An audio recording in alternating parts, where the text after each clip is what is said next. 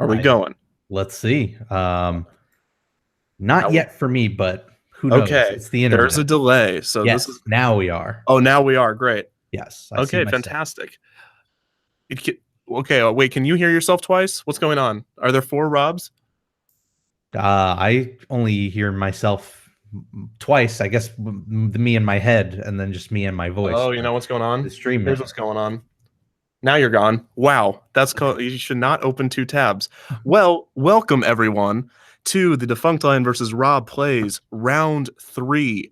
This iteration is titled "It's the End of Walt Disney World and We Know It, and Rob Feels Fine." Always.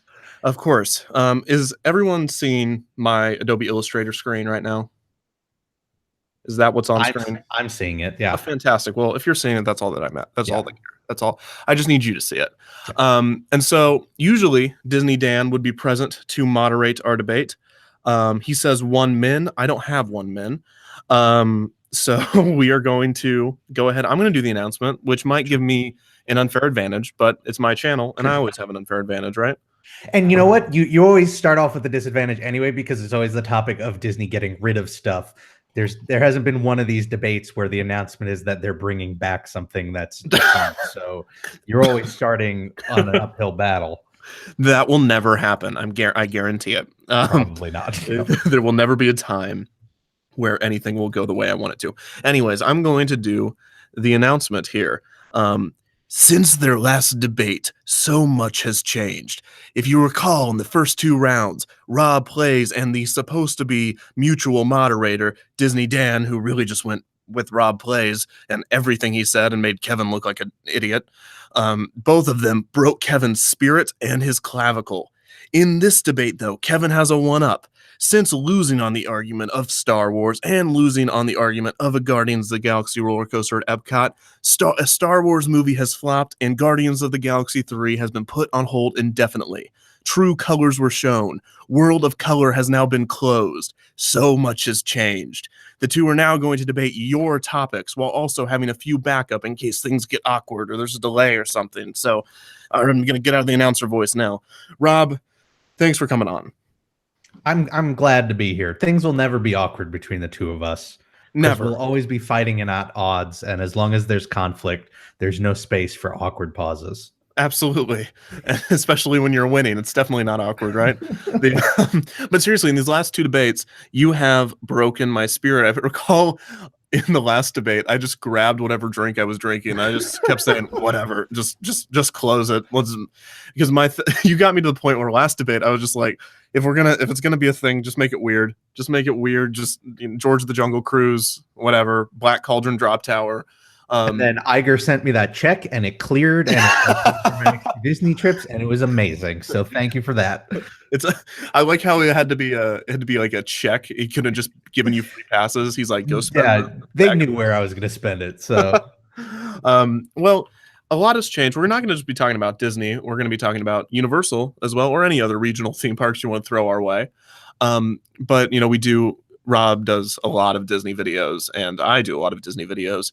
So we will discuss what's been going on. A lot has changed, as I was saying. I mean, Star Wars, for instance, is now not the untouchable property that it was. For sure. That I think they went into it a little too boldly, and they got burned for it. And hopefully they'll learn from it. Yeah, it wasn't just that they got burned. It was, how did they not see this coming? I mean, okay, so this isn't, this debate is not going to be us, critiquing a corporate culture. That's for the main series. But this is the podcast, so I get to talk about whatever I want. But this idea that Bob Iger and all of Disney was like, we're going to release a Star Wars film every year. And then that's not going to get old. If there's not Marvel, the reason it's not getting old isn't because you keep releasing them. It's because there's a continuous story. I don't think a lot of people would have gone to see Ant-Man and the Wasp as much as they did if it wouldn't have been for, 1, the first movie, and 2, the fact that this huge cliffhanger and now everybody wants to see what's happening next in this universe. Yeah. I was actually really wrong on Ant-Man, because after we had gotten such a string of what seemed like really unique films, I remember seeing the first trailer for Ant-Man and the Wasp and thinking, like, this seems like old Marvel, like very generic, like very safe Marvel. I don't know if this is going to do well, but like you said, coming right off of Avengers, it kind of just felt like a nice palate cleanser, and it ended up working. Yeah, I mean, it wasn't a perfect film.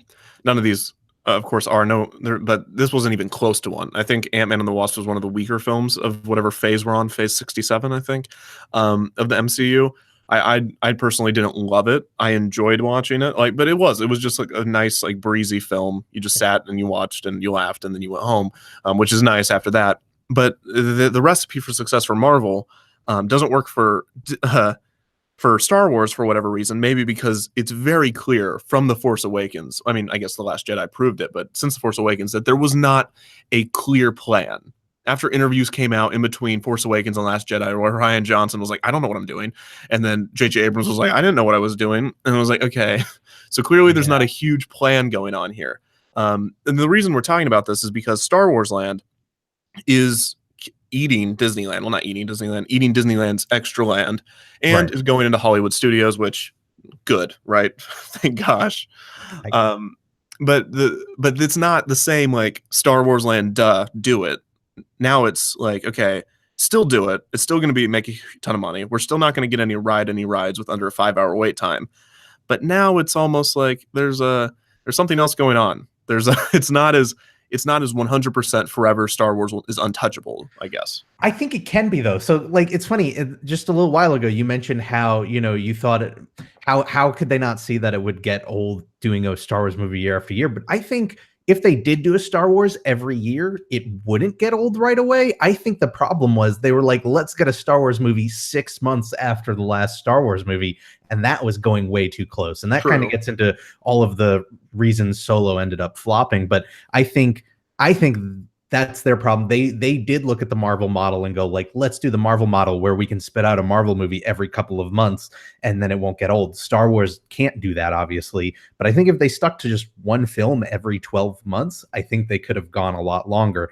So I think like, I don't know, Star Wars Land, everything they're saying that's going to be in Star Wars Land, it sounds like one of those lands that is going to appeal to people who aren't even fans of Star Wars, just because it's going to bring a whole new experience to how you tour in the parks, with the idea of what's happening on a ride is going to follow you into when you go to the cantina and these characters wandering around. So like, I think it's one of those lands that's going to be safe. Like they'd be smarter to worry more about the longevity of Pandora than they would Star Wars Land, Yeah, for sure. Well, okay, first of all, on Pandora, we were always worried about that. For the moment we saw the first trailer, we're like, uh-oh, because it's this giant thing for this really small movie and, production issues, what have you. But again, but now it seems like the rhetoric around Disney parks is definitely switching toward, okay, we got to hop on Marvel. And it's because they're so into synergy, and it's fascinating that a company is trying to copy something else they did, like, productive or correct. It's like they did both of these things, and one is going not as planned, and the other is going way better than planned. And it's just amazing to me that this is the same company. It's not like it's not like the Dark Universe trying to figure out how Marvel did it, or the DCU trying to figure out how Marvel did it. It's just Disney trying to figure out how they themselves did it. Which I think is funny, because I think it does lend a little bit to the argument that you hear Disney make, which is that they kind of let these companies operate somewhat, autonomously. And then everybody rolls their eyes and goes, yeah, sure, somebody at Disney is pulling all these strings. But like, if they were, wouldn't they be on top of it that way? It almost feels like stuff like Solo and Last Jedi and how everything was handled kind of shows that there isn't that cross communication with Marvel, because clearly the talent's not moving from one to the other, which I should correct what I just said. Like, I really like Solo as a film, and I actually did like The Last Jedi too. Okay. I'm not here for your Disney paid spots. They totally messed up Solo and how they put it out there. But that's the sort of thing where, like, if Disney was operating as one unified company, then how could they have stepped into that mistake? It's crazy to me. Well, let's start with just Star Wars to get that out of the way. Yeah. So, like, we're already on it. Let's just talk about Star Wars Land. We don't really have anything much else to debate between you and I. So I'm going to look at the comments right now. And again, it would be a lot easier if Dan was with us. But I'm going to look through the comments. Please ask your Star Wars questions. What do you want to know about Star Wars? I like what Bailey says here. Solo should have been released in December. Totally agree. Right. I think that was their big thing. But on the flip side of that, just to add, I think that's going to help Episode 9, because now we're going to be going a full year and a half until the next Star Wars film. So they'll have time to market it. They'll have a little extra time to, just separate people from Star Wars before they start hearing about it again. And then that'll be right around when we start to get Star Wars Land, at least in Florida. So it'll just all click together. Absolutely. Let's see if they have any questions. Do you worry about them? Evil Tony Baxter says, do you worry about them cutting the budget for Galaxy's Edge on the heels of this announcement? This is more of a speculation than is a debate question. I'm personally not worried. I think they're a little far. Yeah, I wouldn't want to see them do it, and I don't think they would. I hope they wouldn't, right? Like, between Galaxy's Edge and then the Star Wars Hotel, I think they're on the cusp of what could be like the next level of theme park entertainment. Like, it sounds such like a PR loaded way to say it, but like, I really do think that Star Wars Hotel could be like the next big thing if it works out well. So I really hope they don't cut down on any of the funding for it. And I don't think they would, just because, like, I think they could look at Solo and they were able to figure out very quickly why it did as poorly as it did. I don't think it was that the movie was bad, because it was critically all right. It wasn't like, a flop in that, Well, I mean, let's not. I mean, it was made in a factory. It was a film made in a factory. It was just a really good like assembly line. In that regard, yeah, for sure. But like, it's still, people enjoyed it. Like, its failings weren't that it was panned. Its failings were that it was, poorly marketed, came out with all this competition, including like its own competition with other Disney-owned properties. And it was just like, it was like an industry failure almost more than a film failure. And so I don't know. I can't see them getting. Well, we do have a super chat here, but this isn't a serious one. So if you're going to do super chat, we will read your comments. We'll read your comments regardless, or we'll try. But this is not serious, but I feel the need to say it because it's a super chat. Nick Merchandani says, Shrekland would rival Star Wars Land. Okay, this is a meme from the last two debates. Not sure why, but what are your thoughts? Let's just turn this into a different question. Okay. Let's take that and take what's good about it and move forward. What do you think? Let's move on to Universal just for the sake of this question. Sure. What do you think about more DreamWorks properties? And I'm trying to think of what DreamWorks. Yeah, that's the thing. I'm trying like to think. now Actually, Googling I went like what maybe. other. Isn't How That's to Illuminations. Train Your Dragon? Is How to Train Your Dragon? That's DreamWorks. Is that in the parks at all, other than meet and greets? I have no idea, but I just know a lot of people speak very highly of those films. So how close are we? Okay, well, how close are we to a Flight of Passage type How to Train Your Dragon? Oh, too close. I mean, there's a screen involved, so Universal would, yeah, they'd hit that right yes please button. But since we're on Star Wars right now, we are trying to multitask and read right now. I will say though, if they, to take the meme seriously for a second, if they ever did a Shrekland and it was like, I only know the first one because I never really watched the others very much. But if they did like Farquaad's Kingdom and it was all a parody of Disneyland and it was just like a living, breathing parody of Disney, that'd kind of be funny. Universal Studios Singapore actually has a whole Shrekland. Oh, you're finally here. Welcome to the debate, Disney Dan. Everyone clap. Yay. I've been here for a while. I've just been quiet. Well, we need you to moderate and read comments because I can't because my screen's sharing. We just had a new.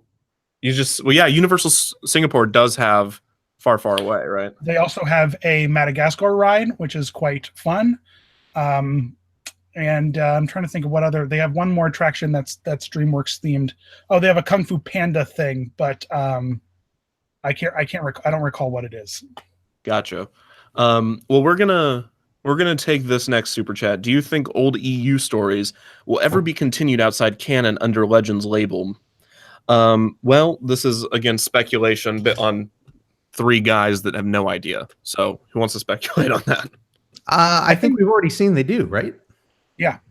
Sure.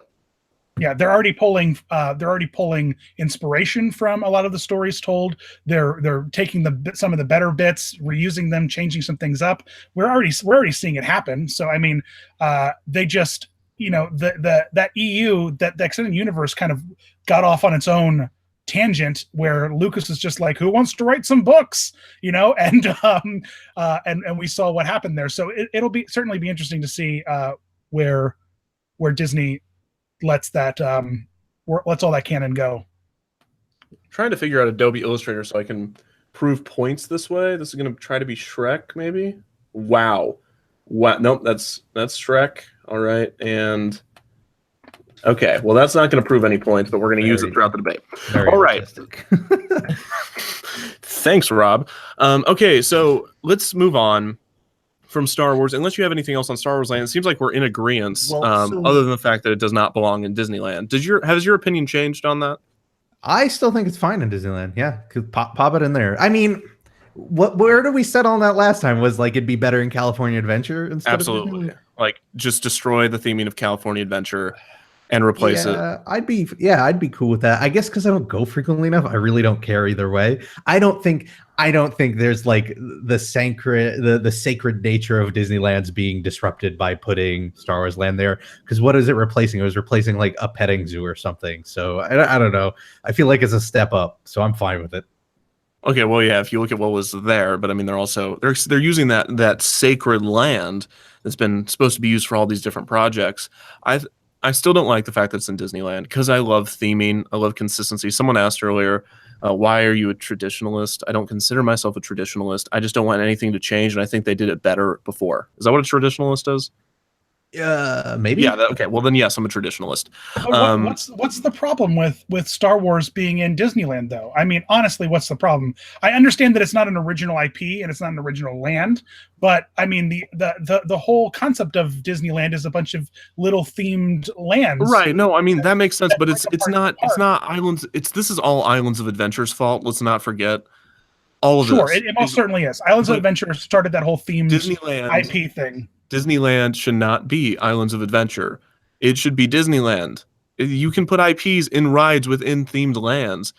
You couldn't have found another catch-all that for like you could have like done like an ocean themed land or a metropolis themed land. Like do a catch-all, and this isn't just for a theming aspect. It's nice for theming to have frontier, fantasy. Then you have adventure. Even though adventure is like what is adventure? But no, hold on, I'm not done. I was ramping up to something. But even from a business perspective, it just doesn't seem to make sense. It only is passable in Disneyland because it's Star Wars. It's just because and as we were talking about earlier, Star Wars is so untouchable that you're like, Disney, put it in Disneyland, it's its own genre. Nothing can touch Star Wars. It's going to be lucrative forever. But we can see that in the wrong business decisions or in the wrong moves, you can really kind of mess that up. And maybe it will last forever. Maybe we will all die watching Star Wars 24 or the third Rian Johnson trilogy in 2087 or whatever. We might all die still watching Star Wars, but there is a chance that there will be a burnout. Everything's got that risk. Right, but before this, we didn't see that risk, and now we do. That's the difference.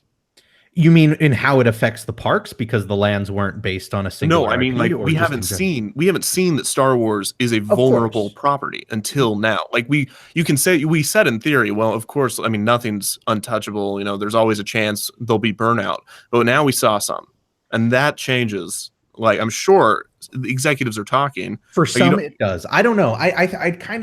I don't think burnout's as big of a issue. I think burnout's an issue if they're going to be very timid about it and reactive and they're going to like pull back. And I'm fine with them slowing things down because of this fear of burnout. I'm not okay with the idea of them canceling projects completely because of the burnout, because until then, like, if you did think Solo sucked, I personally didn't, but if you did, like, there's another Star Wars coming in a year and a half, and there's going to be another one a year after that. And I think the more opportunities you have, the more it mitigates the damage done if you have a movie that just kind of flops. Whereas And that I disagree. I totally disagree, because you're, from a brand and business perspective, you can't just throw stuff at the wall and hope it sticks. That's not how a brand is effective, and that's not, especially Disney. That's definitely not what Disney does. I mean, you could think of it, if they just, hired a bunch of people at Pixar, if they changed the way Pixar ran, if they changed the way their own studios ran, and they released 4 or 5 feature films a year just to see what stuck, that'd be bad. I mean, there is a point where it's not, one movie. If you didn't like Solo, if you didn't like The Last Jedi, that's not what we're talking about. If you hate Star Wars altogether, then you probably like this discussion more than you hate it. But that's not the point of one movie is not quality. The point is that if you have more than one movie that people even are just like, okay, that was fine or whatever, and they're not propelled like in the MCU, like Doctor Strange wasn't a critical masterpiece. It did well at the box office. People were like, yeah, I mean, I liked it, I watched it. Some people loved it, some people didn't like it at all. But the point is that it's a piece of a puzzle that the entire is part of our pop culture now that we're all trying to solve. It's propelling us forward. That's why that property right now is resistant to burnout. After Infinity War Part 2, it's going to be really interesting to see what happens. Now going back to Star Wars, they're muddying their brand. They're diluting it, because the moment you release a bad Star Wars film, they'll forgive you. They'll go watch the next one. But every time, it's not. I think the way you explained it and your perspective on it is different than my perspective. Your perspective, from what I heard, was, if you release a good one, that can reinvigorate interest. But my thing is, if you release a bad one, it dwindles, and it's nearly impossible to bring that back, especially into but see, that's where I disagree, though, because maybe this boils down to, like, it definitely boils down to personal taste at the end of the day, but like, I lived through them putting out 3 really crappy Star Wars films, how many years ago, and the brand survived it because at the end of the day, and granted, time was a little bit a part of that, so I guess exclusivity. That was something that was promised for years and years. I mean, back in the 79 was when they renamed Episode 4, right? They renamed Star Wars to Episode 4: New Hope before Empire came out. So like there had been this like 1, 2, and 3 thing going on for a long time. And sure, the first one at the time people didn't recognize as bad. There was some blinders on. The second one, people were like, okay, that was bad, but now we want to see how it ends. And the third one, people were like, okay, that was a little better, and then it was over. We've already had 4 Star Wars films. Right, and only I think one of them was really divisive in terms of quality, and I think the other one was lukewarm. No pun intended. And I think compared to the prequels, and again, there's a whole generation now that's grown up on the prequels, and it's blown my mind to see like public just reception of the prequels change over these last couple of years, and it really has. But like when those came out, like general population thought it kind of sucked, and yet when they announced that they were bringing Star Wars back and they were going to make another trilogy, none of that mattered. It was that excitement was all of a sudden back again. And maybe that means that if Disney does put out a couple of consecutive duds, they then have to pump the brakes and give it time for people to rebuild that love of the brand. But like, I don't know. I think when you compare that, like Star Wars has lived through much worse. That something like Solo, which was like just a mediocre film, I'm not like too worried about it. I think but yeah, I mean, I totally get that from that explanation. But I think that you're going to run the risk of people like us. We're nerds. We're talking heads. We're people that love pop culture. Call us whatever you want. But that's who we are. We're going to go back and watch those because we're interested and we grew up on this, and that's what we like. This is not how that's not how you make $1 billion. Star Trek they've made it 1,000 times with 1,000 different casts, but it does not have nearly the reach or nearly the pool of people. It has a very dedicated fan base. True. A very dedicated and like monetizable fan base, but their goal is not to pump $500 million into one Star Trek film and then get, $600 million. That worked a few times when you rebooted it and you're like, hey, remember, we're going to put Star Trek back on the big screen. But then, I mean, how many, I don't even know. I'm just talking right now about this last Star Trek. How much money did Star Trek Beyond make? That's a good question. Probably, let's see. I didn't see it. I mean, at the end of the day, So yeah, they have probably to no make sure money they're 'cause I putting didn't out see it, good right? Movies, and I do think that is a problem. I will 100% agree that the Star Wars franchise right now doesn't have the sort of big picture planning that the Marvel cinematic universe Okay, has, and but that's can we something they stop here in desperately the need. Sorry, I don't mean to interrupt. Yeah. Can we stop here in the middle of this point for a spoiler alert? Sure. How funny was it when Darth Maul showed up in the screen in Solo? How funny was that? I was super psyched for that, man. Okay. But here's the thing. I was laughing so hard. I was psyched for it because in my mind, I was like, oh, I know exactly what their big plan is for this. And then I was very let down when I read an interview and realized they don't have a big plan for Maul because Right. I walked out of there going, oh, this is perfect because the next rumored movie is Boba Fett. And I bet Boba Fett, he works for the underworld. And so he'll probably work with Darth Maul in some regards. And then the rumors after that was they do an Obi-Wan film. And I know in the shows, Obi-Wan has a sort of face off with Darth Maul again. So I was like, oh, Darth Maul is going to be this connective tissue between these three films. And it's going to turn these three standalone films into sort of a loose trilogy.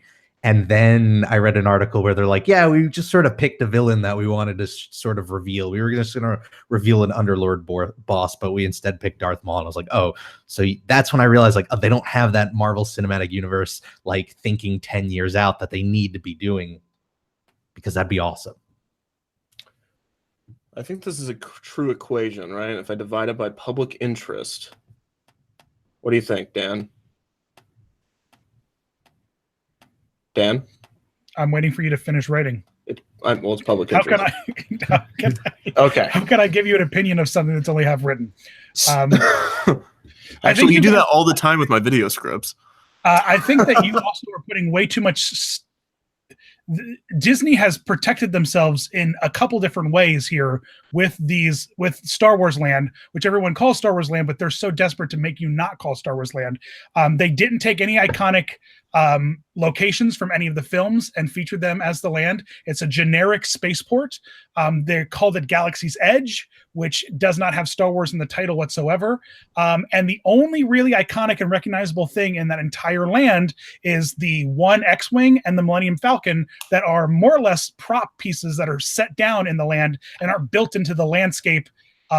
So if Star Wars should crash and burn in 10 years, they could take that land and scrape all the Star Wars out of it and redrop in some new space theme stuff. I mean, they left the door open so that none of the branding is, like with Pandora, like that's got to be Avatar because that's Pandora and everything recognizable from the film is in that land. But everyone's been scratching their head like, why aren't they calling it Star Wars Land? Why isn't it the Death Star they built? Why isn't it this? Why isn't it that? I think this is a big gamble, and there has to be a level of executives that understands brand burnout and is preparing for a future where that could be the case, and Star Wars might have to be replaced by something else or something. You know what I mean? Like I think that they have a plan B or maybe a plan C if something should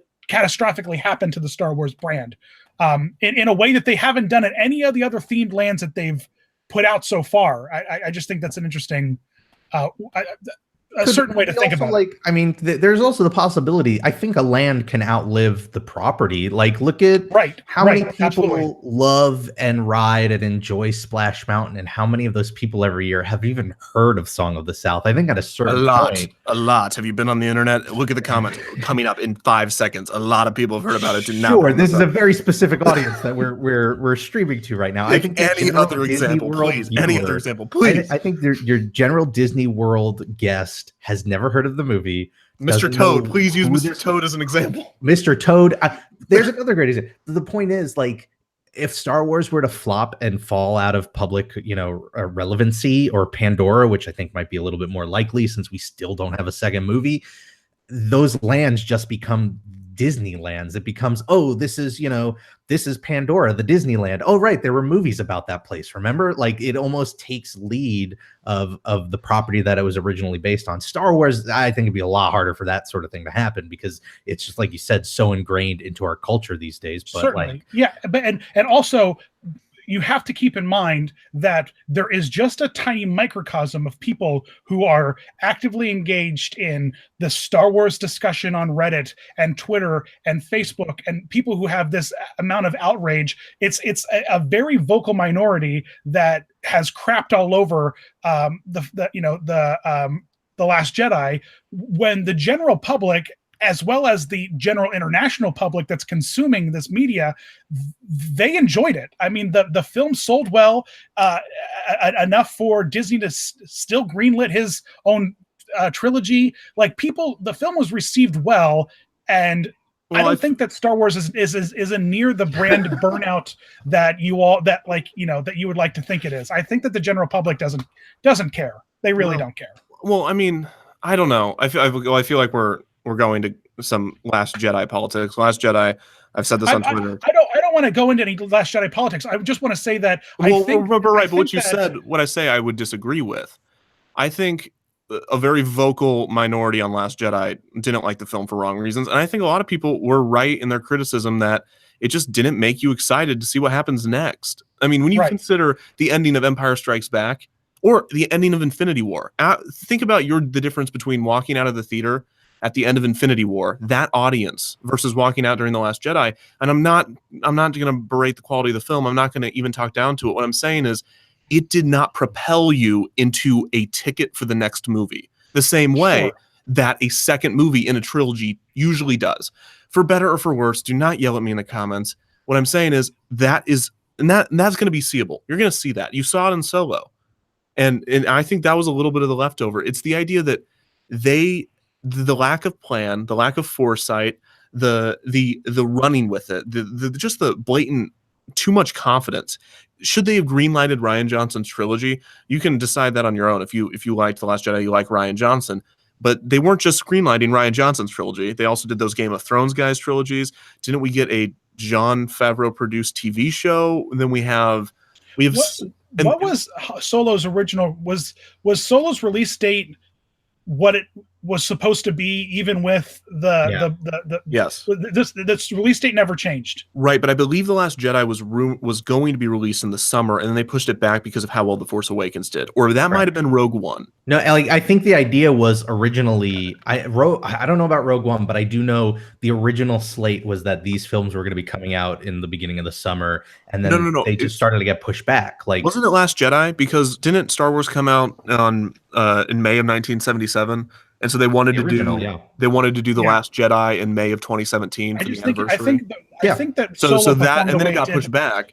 Right. And, okay, but we're just arguing about why something did go. So let's move on from this topic, and let's just talk about Star Wars Land, because we can spend all day. But the point I was just trying to make is that I believe that they're trying to keep themselves in a situation where the ingrained naming and theming of that land is not iconic and tieable to a film, in so much as just the interiors of some buildings and a couple of prop pieces that they dropped in the land. And so if that land needs to expand into, we're going to do a Flight of the Navigator ride or something, a terrible example, but I'm just saying, or a Wall-E thing, well, maybe we could wiggle it in there if the land's not doing so well in 10, 15 years. It's called Wall-E's Trash City, Galaxy's Edge. It's the same thing, except for you make the architecture in square blocks.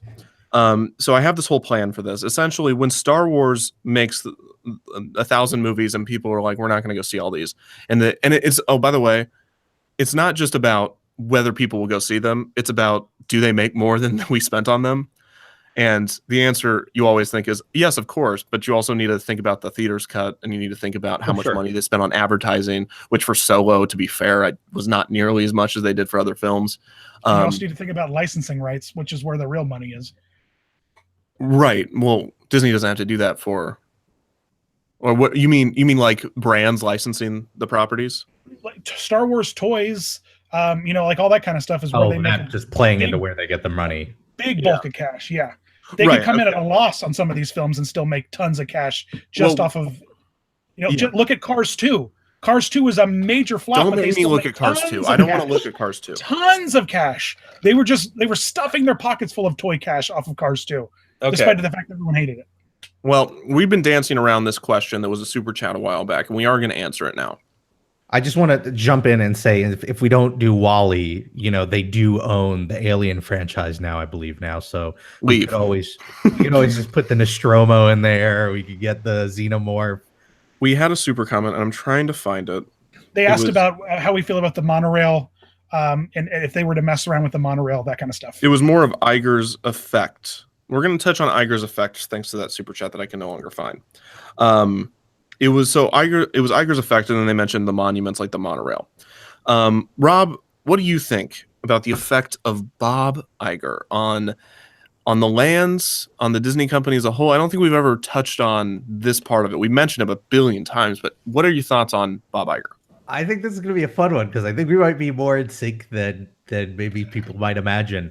For all he's done for the company, I think the biggest notable effect that Bob Iger's had on the parks is that we've lost original rides. They're gone. They're just there have been not. I've constantly looked into this. In the United States, there hasn't been a single ride opened under Iger's time that is not based on a property or a Disney property or another IP. Like the only one that I found is Expedition Everest, and I don't count that one because that was greenlit under Eisner and just happened to open under Iger.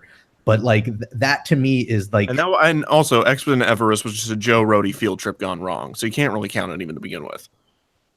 I at that point I would have counted anything I could, but like it's just that is something that I think is sorely missing from the parks, and I think that's his legacy.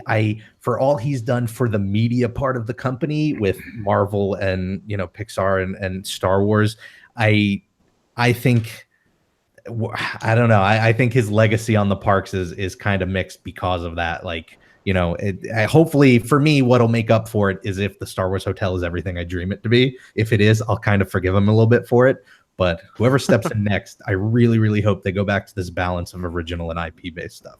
Well, so I have a question though about this, this thought.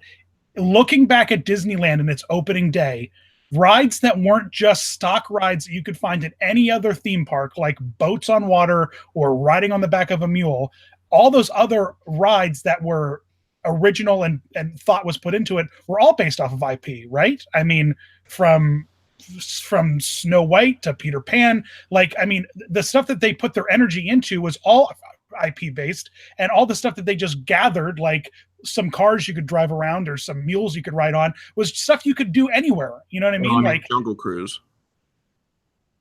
Okay, Jungle Cruise. So I mean, I'm just you've got a good point. Like that is a totally legit point. I mean, yeah, I mean, I would say in that case, like if we were in 1955 right now, I don't know if I'd be as big of a Disney fan as I am right now because of stuff like that. Because maybe it wouldn't have.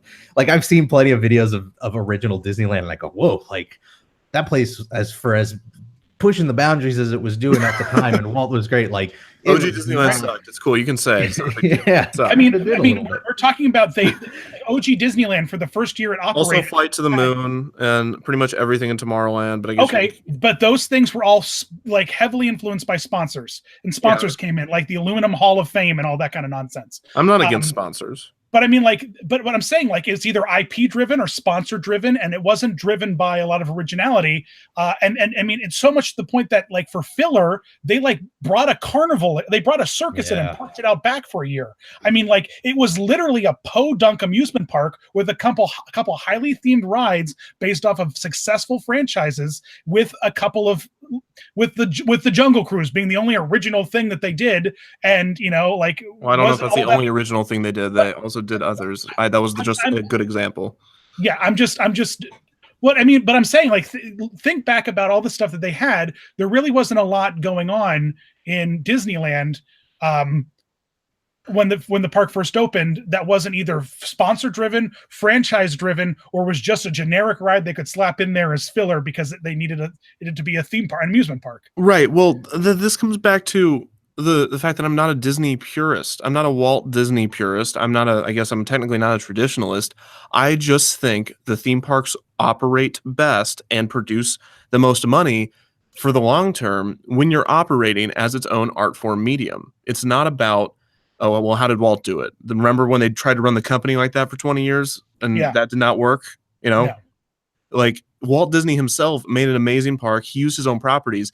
The difference between, well, why can Walt Disney use Snow White, and that's not a big deal, but you try to put Star Wars in there and Kevin freaks out. Well, it's because this is my show, first of all, and I get to say what I want. And second, that was a joke. Second, it's because that is Disney. It's his fingerprints. It's his theming. He is the theme. He didn't make Snow White Land. He made these catch-alls, which I think is the way you should do it, unless you can do an Islands of Adventure type thing, but that shouldn't be your main park. It's a catch-all where you can cycle out those rides should you need to, but more than that, it had his style, it had his fingerprints, and that's what caused that cohesion. And then, we had Imagineers like Tony Baxter, like Joe Rohde, like and Marty Sklar that actually worked with Walt. All of these Imagineers carried on that theming and found it again. Journey into Imagination, a wholly original creation, feels Disney. It feels Disney, right? Right. It's not a Disney movie, but it feels like it's a Disney movie. It feels like it's a Disney property because they captured that, or they tapped into that same magic. George Lucas, he might have loved Disney. He probably really appreciated them, or really, admired them. I'm sure he did. But George Lucas did not create Star Wars with that same style in mind. And, of course, good thing he didn't, because it became the most popular thing that ever happened to pop culture. But that doesn't mean that it fits. You're trying to shove a puzzle piece that just doesn't fit into this theming. And sure, it's going to make a bunch of money. Sure, it's going to be fun to go to. It's going to draw crowds, whatever. It doesn't work for theming. It's not because I think it's more reflective of the times. I think when you look at all of these different lands of Disneyland, when they originally opened and then through its development, there is this idea that these different lands represented these very popular genres of media at the time: your Western, your sci-fi, your adventure film, your fantasy.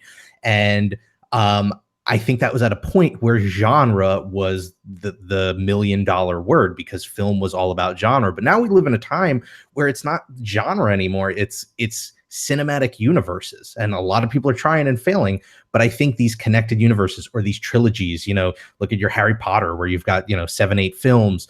And so I think putting a Star Wars land is more reflective. It's almost the same spirit of what Walt was doing with Disneyland, but updated to our times, where we have we put more value in these cinematic universes than we do on the genre as a whole. And yeah, that might lead to problems down the line or not when it comes to replacing rides. But, I'd rather they think of the project as the project, rather than, how can we retrofit this if the franchise flops or something. I'm hoping they're thinking a little bit more optimistically than that. But for that reason, it's totally different from what the rest of the lands at Disneyland are like. But at the same time, I think it's fitting for the time we're in right now. It's that updated vision.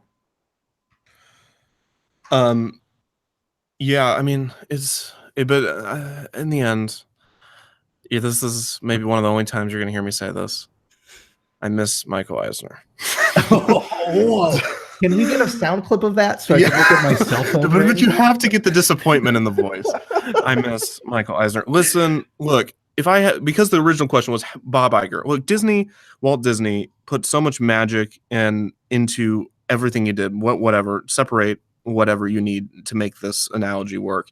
But Walt Disney had so much magic because it was so. I mean, he was doing things. He was breaking boundaries. Like, the things he did for animation is nuts, right? He was incredible. Michael Eisner did some really good things. Please, somebody tell me somebody's going to download this and cut it up. I need these clips. But he did a lot of funny bad things, but he did a lot of really great things, and he did them in a way that finally didn't feel vanilla. Because after Walt Disney, we had What Would Walt Do? And then after Michael Eisner, we had, well, what would Eisner not do? Because that was kind of like, what would be the safest bet? Because Michael Eisner, for better or for worse a lot of times, for better many times, he did things that were not necessarily the safe bet.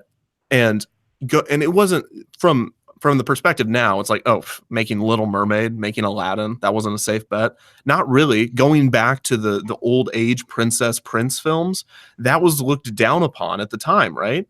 And And he moved on and decided, well, no, we're gonna bring that back. It wasn't about, well, we're just gonna do exactly what they did before. It's like, we got to find a new way to bring these stories into the modern age because they connect. That's hard to do. It was messy. It was difficult. Not all of them came out as successfully as others, but in the end, it created the best time for Disney animation since Walt has passed.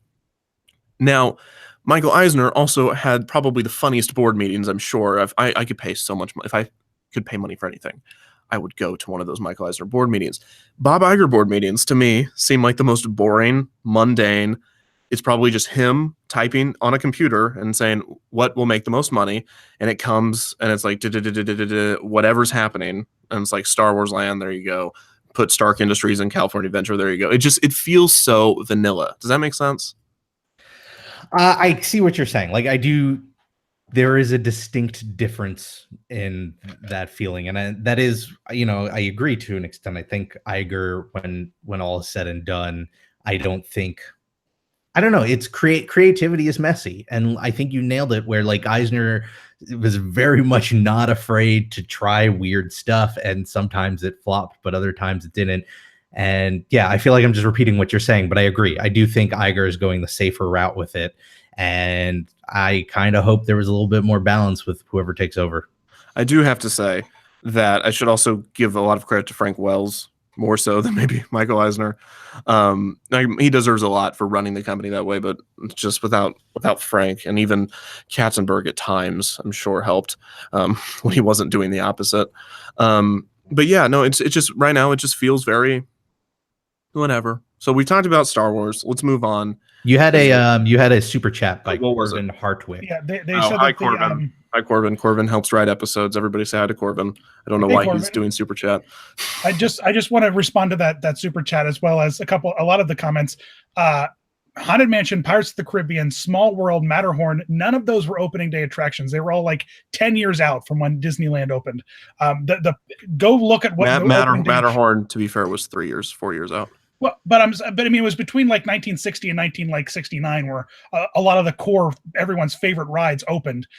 Most of everyone's favorite rides were not opened on the opening day of the park. So, so what we got from this conversation is Kevin thinks, and Dan thinks, that opening day Disneyland is trash, and that he complimented Michael Eisner.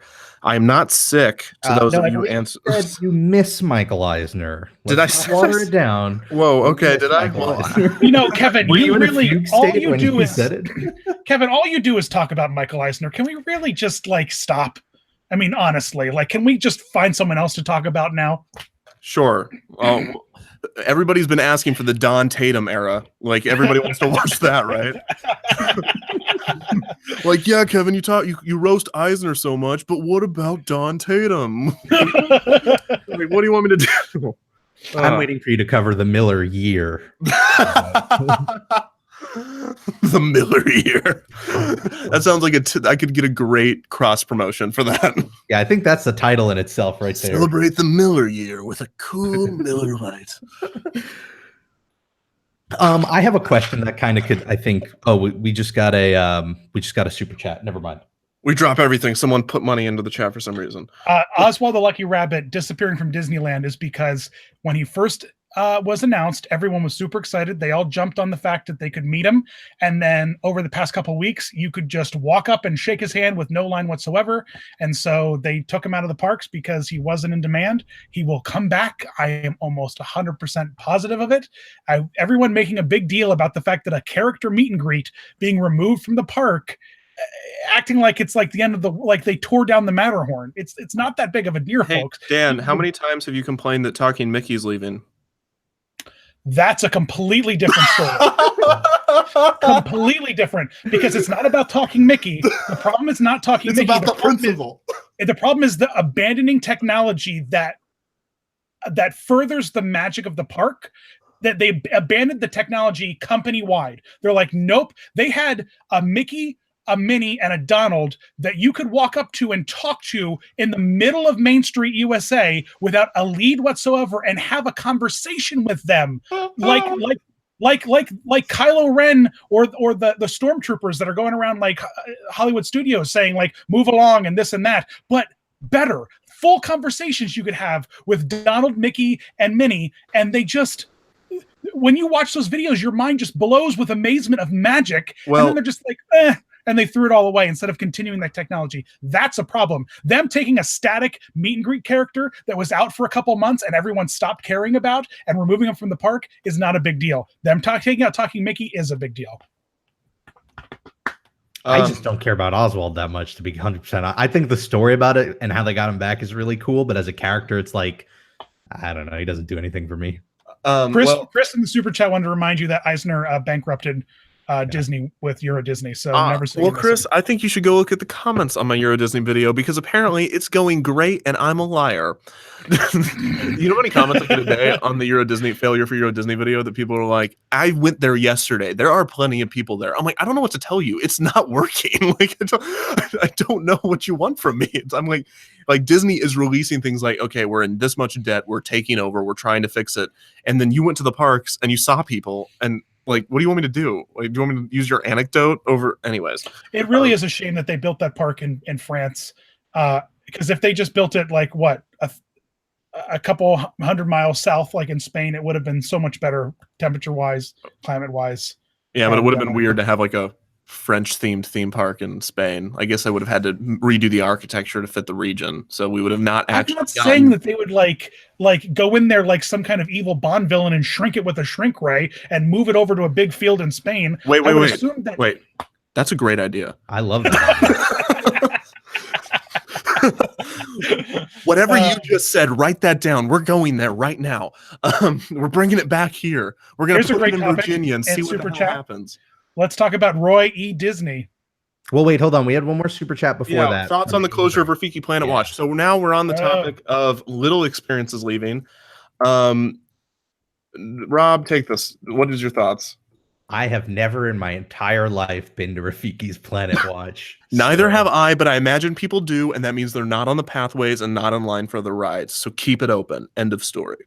I wonder if it's because of the train. Like they're making cuts because, you know, it's too much to operate the train, or it just wasn't getting enough foot traffic. I don't know if they're planning to do anything with it. That's the big thing for me. Like we got a lot of news in this last week or two of things getting closed and taken away. This is why we're doing this debate, by the way, because this is why it's the end of Walt Disney World as we know it, and Rob feels fine because everything is closing, and I don't think I'm exaggerated right now. Like. D23 is a year out. Like I want to wait and see what they've got in the store. If they're just like, we're closing Rafiki's Planet Watch and we're turning it into a parking lot for cast members, okay, then you know they're taking something away. But I don't know. I'm waiting to hear what's coming in its place. I mean, the only way to get to Rafiki's Planet Watch was to take the train there. There was no walking path. There was no access to it other than for you to take that train. And I think that kind of detracts from a lot of guests experiencing something that's only accessible through another attraction. I just think it's like when you're playing Roller Coaster Tycoon and the ride let the ride let off into the queue of another ride and everyone just gets stuck there because no one wants to ride your other rides. That's the kind of situation we're in right now. No one was riding the thing. No one was going to it because it was locked behind. That said, I've been there once and I got to see meerkats and they were awesome. Timon. Yeah, but other than just Rafiki's Planet Watch, this entire week has just been they're ripping off the Band-Aid. They're not. No, they're not, Rob. They're not ripping off the Band-Aid. It's not like Bob Iger came out to like a press conference and he was like, all right, we're closing everything that isn't a ride. Have a good night. And then what they did is they released a list of the top 19 things to look out for in 2019. And then they like whispered over social media. And by the way, we're closing everything else. Bye. Have a good day, everybody. Like they were silently ripping the Band-Aid off. You know how like when you're a kid and like they're trying to give the kid a shot and they try to distract him, like that was the 19 things was the distraction, and then the shot was, you know, we're cutting down Citizens of Hollywood and Rafiki's Planet Watch and all this other stuff. You know how you put pills in ham when you give it to kids? That's what we just experienced. It's like that, only it was so sloppy. It was like a parent tried to put ham around a needle. He's like, here, I've been trying to give your kid a shot. And they're just like, hey, here's some ham. And then you just try to prick him right when he tries to reach for the ham. That's how misguided and sloppy that attempt was at hiding that. It was putting ham around a needle to trick your kid into a home vaccination in this analogy. I also think they know that there are two audiences. There are Disney fans who care about this stuff, and then there's like the other 90% of people go to Disney who won't hear about any of it. To piggyback directly on Rob's point, right there, you are sitting here. Everyone's watching three diehard Disney fans who have been to the parks often and experienced a lot of stuff at the parks and love the parks. And two of the three of us have never even been on the ride or have gone to that attraction. If that doesn't speak to you as to why it's being closed, then I can't help you. Folks. Hey man, I don't have to ride something to make a picket sign. Okay. I will get outraged over whatever I want and everything that I can. And you can write that down. Utopia turned into Zootopia. Some people are saying Wakanda. I'll take either, honestly. Oh, please don't put Wakanda. Put Wakanda. Marvel. No, we haven't touched the topic yet. And we've got a couple of do that. It's already bad enough. The how like catch all for, and because Epcot is for European countries and Animal Kingdom is for African countries. Please don't. I see what you're saying. Yeah, I you know what? Let's put Wakanda. Wonders of Light. Well, I had thought about that back when those rumors were circulating. I mean, the dome would make sense for Wakanda. I'm just saying.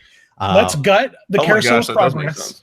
Let's gut the Carousel of Progress and make each scene, and let's make each scene a different Avenger. Well, that's it for tonight's debate, everybody. And so it starts with Captain America during World War II, and then it goes to what are some of the other? It goes to Tony Stark's dad during World War, during the Cold War. We can make this work. I really think we can make this work. Some of the IP for when we got to Pirates of the Caribbean. Everybody. Yeah. So we got a super chat from Crystal. Okay. Krista asking, would Disney ever close down famous rides like Pirates and It's a Small World? One can only hope they're going to close It's a Small World and Magic Kingdom. That is one of the only rides I would cheer if they close, because we have the original in Disneyland. We don't need a second worse version. It's taking up so much space in the Magic Kingdom. Close it. I don't think they will. I think, that old question, like if you replace all the parts of a ship over time, does it become a completely different ship? I think we'll just see that happen with these rides, where they just get updated more and more and more until they're just like nothing like their original. Yeah. I don't think they'll ever be touched. And particularly in Magic Kingdom, there's no way. They have so much space. It'll be a long time before they start tearing up, classics like Small World and Pirates. It's interesting to me because we always operate, and I got a piece of ice in my mouth and it's cold. Sorry. It's interesting to me that we always operate under this assumption that the reason for IPs is you got to get more people in the parks. Is that the reason though? Is it because how many more people, and I've mentioned this before, how many more people are going to go because they heard about Pandora? Or is it, and now I'm just rehashing things I've said in the past, but I'm just trying to think from the opposite perspective. If you updated Pirates of the Caribbean, would you not get the same amount of people going than you would have? Like if you made a big deal about it, if you made Shanghai's version in Magic Kingdom, would that not generate enough press to sell more tickets? I don't know. Now it's getting into the categorization of a change of whether it can stand on its own or it's just part of the package. I think you get a lot of people, they go, oh, why do I want to go back to Disney? I've already been there. And the idea is every so many years, they can look at a list and go, well, this change, this change, this change, this change, not thinking that any one single change would be enough to drag them back. But when you just combine it all, like, I don't know if updating Pirates would do that. I think Star Wars Land's going to do that, and I think we'll see that next year when we see how crowded it gets over there. But I think beyond that, smaller things like Small World and Pirates, I think those just get added to a list so that every 5 years that family on the fence goes, well, yeah, enough change. There's a bunch of new stuff. Let's go check it out. Okay, we have another super chat from what do we think about Illuminations going away? Is anything safe? Oof. This is from Jack. I love the Illuminations. I'm glad it's going, though. It's time for something new. It's 20 years old. I completely agree with Rob. Illuminations, I remember seeing Illuminations the first time I went to Epcot. I mean, like, that's something. They put a new fireworks show up in the parks in Magic Kingdom and Disneyland every year or two. I mean, to think that they've been sitting on Illuminations, since 2000? Right? Was that the Millennium firework nighttime show? Right? I believe it was. I don't think that anything. I don't think that like Fantasmic is ever going to be touched in Disneyland. I think they'll continue to update it and swap out IPs and animations, that kind of stuff. But Illuminations, it wasn't really tied to anything specific or landmark. I mean, if anything, I tie it to the Millennium, and it's like it's 18 years later now. You know, a baby conceived during Illuminations is old enough to vote. So, I mean, I think it's time. That's how Disney actually decides when they're going to be making their. Wow. Mm-hmm. And they're going to have a huge alliance to European countries, which is going to actually kind of problematic. That is hilarious. Yeah, sure, whatever. I mean, those kind of shows and entertainment, it's okay as long as you diversify. And like you said, Fantasmic's never going to probably end because it's so easy to redo. But as long as you diversify, because what seems to be happening, and I read this on Twitter, and I'm sorry I don't remember who put it out there. It was probably from someone in Theme Park too. Maybe I'm incorrect. It seems that this over and over again, what we hear is, oh, we're closing down street entertainment. We're closing down this fireworks show or this very small like show. And then the replacement that they announce at the same time is, don't worry, we got another party. We're going to have a party in the middle of Epcot, and all your characters, it's a dance party. All your characters are going to be there, and you get to dance. Well, here's the thing. Is that you that said that, Dan? I'm convinced. Yeah, it was me. Yeah, that was me who said that. Yeah. They're just holding everything back so that when the 50th rolls around, they could go, look at all this great stuff. We finally have a parade and we finally have a new fireworks show. Well, that they yes. And if that doesn't happen though, Rob, if the 50th anniversary rolls through riot. and to celebrate the 50th anniversary, instead of a fireworks show, they just have a dance party in the main the hub. They turn on all the lights and a couple of disco balls go on, and we just have a dance party instead of fireworks. I'll get Kevin levels of outrage. I'll join Team Kevin if like that'll be a big problem. I agree with you though, Rob. I think that they're holding out on a lot to really drop the because it's a 50 is a big to do. So yeah. And if you look back historically, they rolled out some big stuff, on big anniversaries in those parks. Like I believe that every 10-year anniversary of Walt Disney World sparks a entire costume redesign. At least that's how I base my research on, or at least that's a pattern that's popped up in a lot of my research. Is every 10-year anniversary of Walt Disney World, they redesign the costumes entirely. So, and it's pretty consistent. So, I mean, I'm hoping that the 50th is something to do.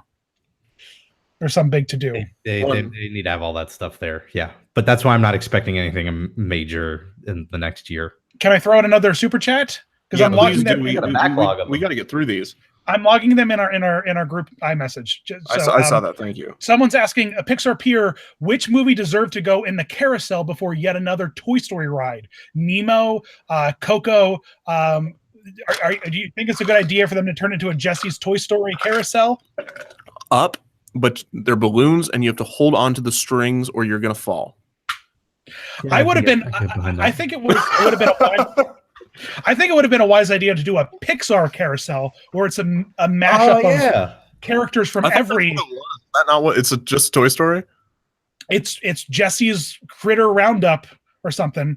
Yeah, so that's not a good idea.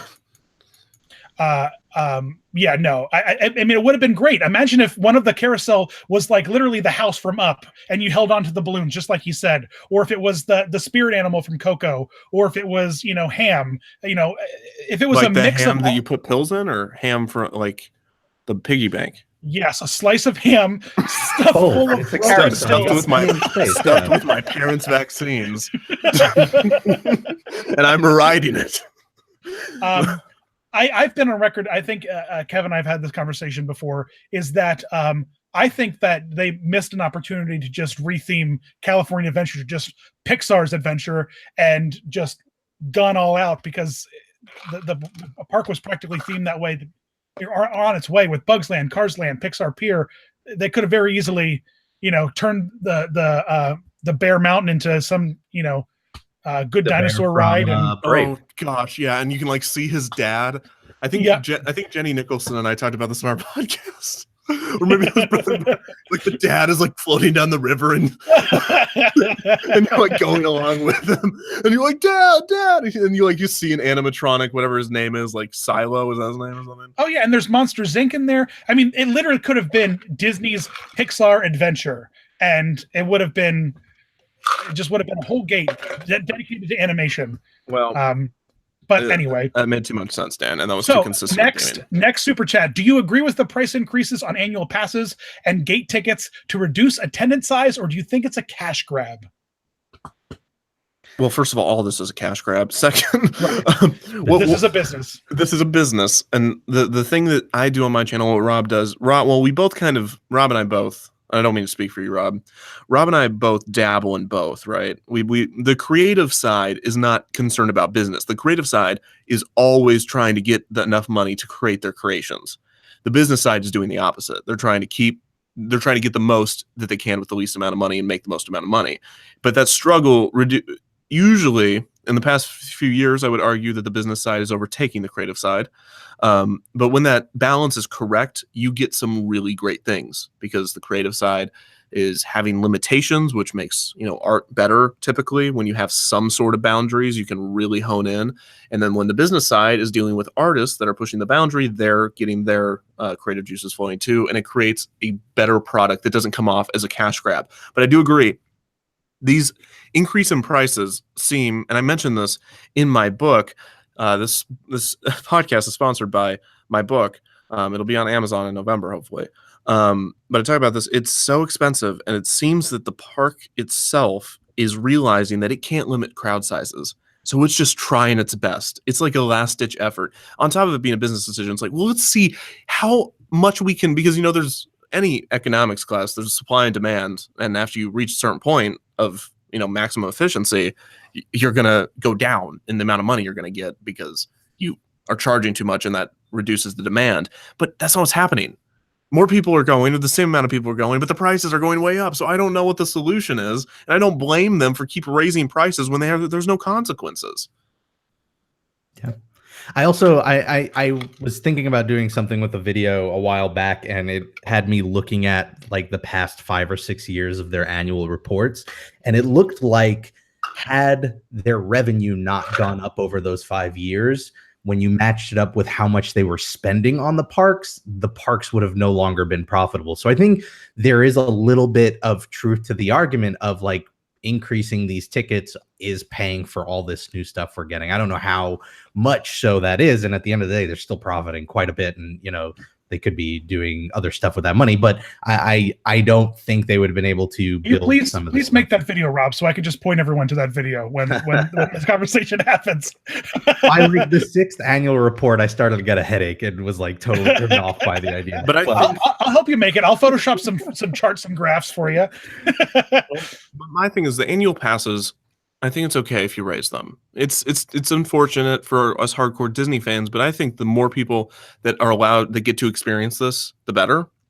So the people that get to experience it every day, if they wish, that should, and they do usually, unless you're out of state and you come in more than one time a year to utilize that pass.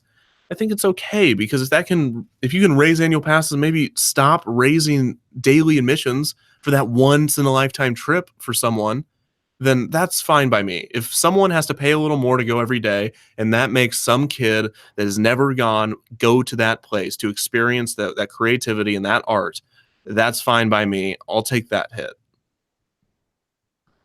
I wish that they would make payment plans available to non-state residents. Yeah. That's all I have to say, because I would be a Premier Passport owner 100%.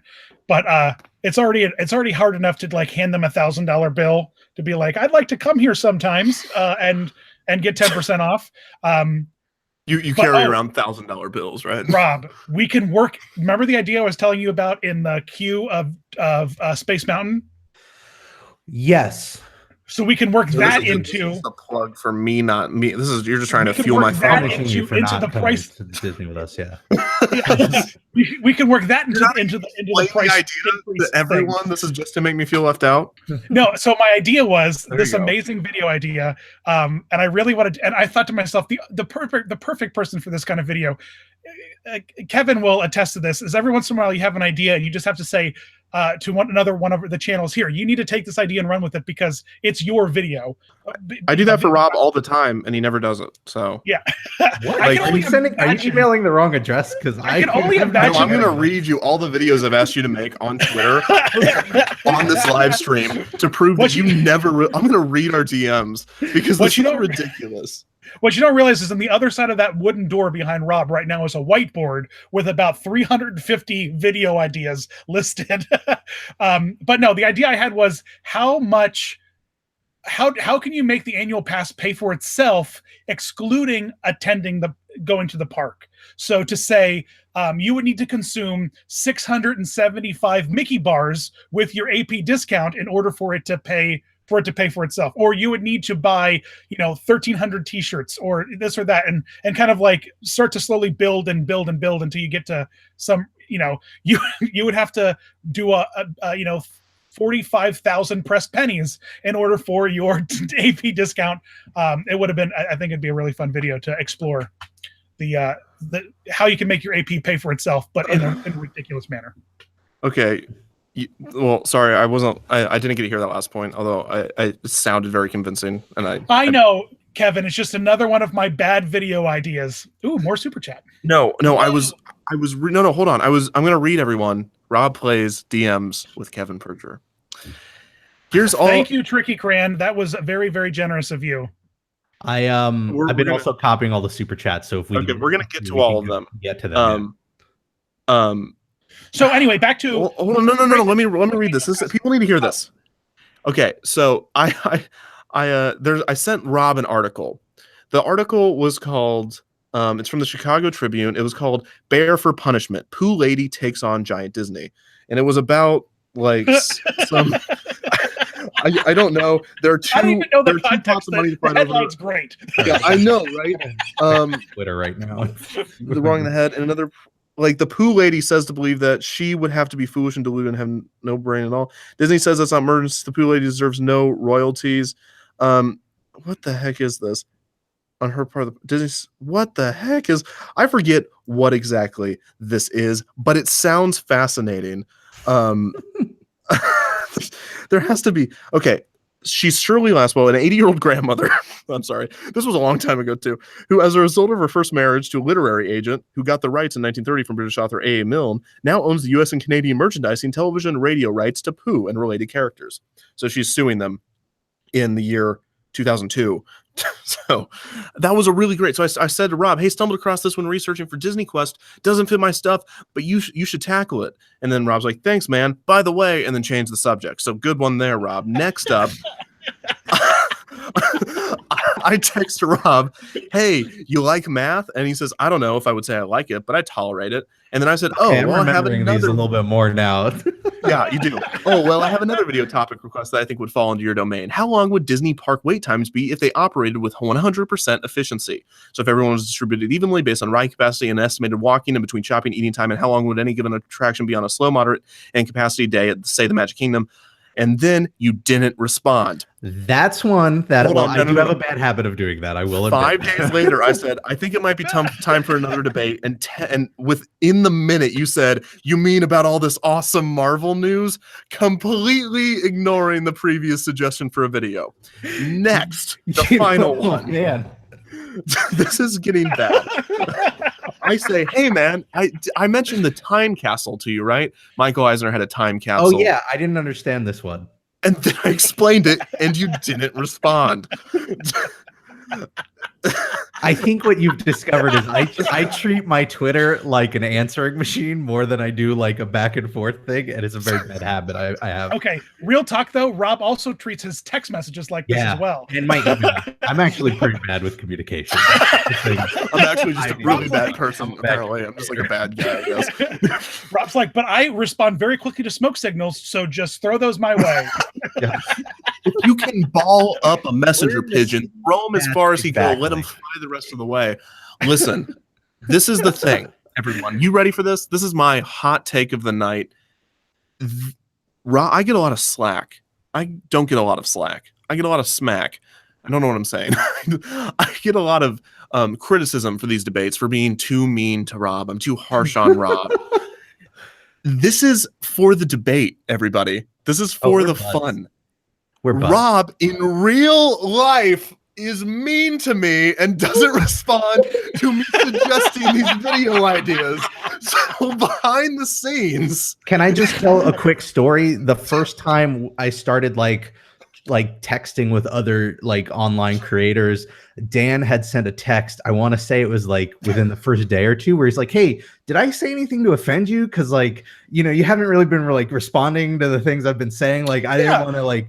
Rob gives me his phone number. He gives me his phone number in Twitter chat because I despise Twitter chat. Rob gives me his phone number and I start texting him. And then like a day or two later, I text him again. It was a solid 5 to 7 days before he responded to me. And I got to a point where it's just like, oh my God, what did I do to offend Rob? Yeah. And I had to reassure him. I was like, no, this is just how I campaign against Rob. You're absolutely right. It is. I'm totally fine with that because I feel like the universe has balanced itself because somebody has just sent me an audio clip of Kevin saying, I miss Michael Eisner. So I have that now. Almost so I'm willing to take video moving forward. My 20-second end title card has about 3 to 4 seconds of like dead space that could really use a little clip. And now every one of my videos is going to end with Kevin saying, "I miss Michael Eisner." Oh, I'm saving that one. A little bit. Okay, so we're gonna stop picking on Rob because the chat is angry again. So Lily got it right. I need 2 to 7 business days to reply. Your USPS. Okay, you're so like the IRS. Let's get through some super chats. Yes. We're get through some super chats. Next super chat is from Chris. So they add IP so they can charge more and not get more people. The waits are already crazy now. That's an interesting topic. So the IPs are causing them to raise prices, not just general inflation. They own the IP, which is already. Actually maybe a little crazy because they own all the IPs. They license very little. Yeah, well, they license next to nothing now. I mean, what do they have left? They've got almost nothing left. I think, I don't know. I really wish I could see some of these numbers from Disney because it would be super interesting. But I don't know. I think some of the IPs are bringing in crowds. I don't think it's, if it is their justification to say like, oh, well, we're using these IPs that we just spent billions of dollars on as justification to raise the price. I don't think it sells to anybody. So if that is the excuse they're going for, it isn't working. But like, cause like, look at Star Wars, like they've already made their money back on the Star Wars purchase. So I probably Marvel too. So, you know, that argument I don't think would hold water if that were the case. Agreed. Ninja Man asks, what would you think about making Disney movies based on defunct attractions, i.e. Alien Invasion or Alien Encounter? 100%. Next. Love it. No, love it. Absolutely love it. I already have the script draft. I have this whole podcast idea that I wanted to do where I would just talk about defunct rides. No, like not talk about defunct rides. That's what I do now. What am I saying? It's late. I do that on my show. I wanted to talk about I had these script ideas for like Space Mountain, the movie, and they were really cheesy and bad, but I was like, well, better than the Haunted Mansion. So I was like, I wanted to read them in some sort of like a script, like Disney movie. Radio drama? Yeah, like a radio drama. Yeah, that'd be great. If you DM me about being in any of your radio dramas, I will probably respond faster than 2 to 7 days. Just throwing that out there. Sounds like a cool idea. And to people saying I need to drink coffee. I'm all good. I'm awake. What's their current track record? Country Bear, Haunted Mansion, Pirates, Mission to Mars, Twilight Zone. That was a made-for-TV movie, though. That was a Disney Channel movie. That's a movie. Made for TV that's a whole separate argument, but not as much as at stake if they're making a film on a certain budget aimed directly for their own channel that they own, and sure. totally different. So what is it? Didn't Mission to Mars wasn't that like a tandem thing, and it wasn't really directly Was Yeah, Gary it wasn't super base, and also Tomorrowland. But let's move on because we're gonna get down that rabbit They have hole. a terrible track record of making films based off of their park IP. It doesn't matter because Pirates of the Caribbean is so lucrative, or was that. Yeah. I just want to throw 2 quick ones. There were 2 super chats from way back at the beginning. Wait. They're not questions, so that's why I want to throw them out there. Yeah. Jonathan said, "Love your content, cool stream so far." And then J Dude just asked, "What do you think of Roy Disney?" And he's great, and I think we all agree he was a great guy. Wait, which Roy Disney? Roy E. Disney, Walt's brother. Walt's brother. Okay. Sorry, it's E.O. Like it's E-I-E-I Roy Disney. Like I don't know the difference always. No, but yeah, Walt's brother was the power duo. I loved when they bickered. That's gonna be you and me when we become CEO and COO of Disney. You know that, right? We're gonna be the Roy and Walt, the Eisner and Wells. Well, you're totally. Well, who would you be? Oh, can I be the president of Disneyland? Yeah, you love Jack Lindquist. I don't know if he was the president at the time. Anyways, let's move on. Yes, Roy was definitely the other side to Walt that was necessary to this all working. Yep. There was a super chat for a shout out to B-Mask. I don't know who B-Mask is, but shout out to you. There was a very, very kind $50 super chat from Tricky Cran. Holy smokes, Tricky Cran, you're ridiculous. It's amazing. She appreciates the entertainment. She appreciates the entertainment, and she's publicly shamed you into splitting all of the super chat 3-way with Rob and I. Wait, is that true? That's true. Oh, absolutely. She super chatted like 2 or 3 times now, making sure that you know that she knows that you better split the profits from this debate. Okay. Yeah, sure. Okay. There's Kelly asked a really great question, which I would love to talk about. Will Tom Sawyer's Island ever get changed? If it did get an update, what would be best fit for the land? What are your thoughts? A bridge. Yeah. I think that's what they do. Yeah, I think they just, at least in Disney World, just fill in the river and use the space for something else. Right. Yeah, I mean, look, Tom, we've talked about this before. It's a glorified funhouse. It's interesting what Disneyland has to do and what Disney World has the luxury of not doing, because we got Pirates Island and then we got Tarzan's Treehouse. They slapped 2 IPs onto basically this very easy, very walk-through funhouse attractions. Then they don't do that in Magic Kingdom because they don't care, right? It's like, well, if people go on them, good for them. Like, we have so much space, but Disney is like, well, we have to make sure that every inch of this place, Disneyland, I mean, every inch of this place needs to be something of substance. So, like, if anything is going to change, it's going to be Disneyland. Yeah, I agree. As to what you do with this space, I don't know. I mean, I don't know. Like, it just seems so far. Like, when I'm there, I'm like, I do not want to have to do that. Considering where it is. Oh, you go ahead. No, I think that it's a good play area to exhaust your kids on, like right before you need to take them out of the parks to take a nap. But you're right that you do need a boat. And when Kevin and I were there not too long ago, and there's some really great, what a great story that when the people dropped the thing in the water and all of Haunted Mansion's queue was watching. But, oh my gosh, that was the best day, and I was there, which makes it even better. And so we told the story before, but we were on Tom Sawyer Island. We're trying to get across that. Did you just tell the whole story? No, okay, I didn't reveal anything. You didn't reveal anything. I'm going to tell it again if you haven't heard it. It's amazing. Dan and I are going through the parks. We're on Tom Sawyer Island, just messing around, recording something, and we were trying to get past that bridge. The one that looks unsafe, but it's just a funhousey thing. It was backed up. I was like, what is going on? Is there like 2-way traffic? Well, there was a cast member fishing into the water, and we're like, what are they trying to find? And we're like, someone dropped their phone. I mean, because we know the rivers of America isn't that deep. 3 cast members going at it. Like with these giant sticks, everyone was looking around, and they fish it out, and it was sunglasses. And the moment they did that, my thought was, you did all that for just sunglasses. But I didn't have time to think about that, because on the other side of the rivers of America, the entire Haunted Mansion queue was watching and waiting. And the moment they fished it out, everyone started cheering. So yeah, they saw the cast member get a hold of something and pull it out of the water and like up above their head to kind of shaking the water off, and the whole crowd like just erupted with cheers. It was like a stadium. Hanging onto the bars, like looking through the bars, and then somebody else, what was it?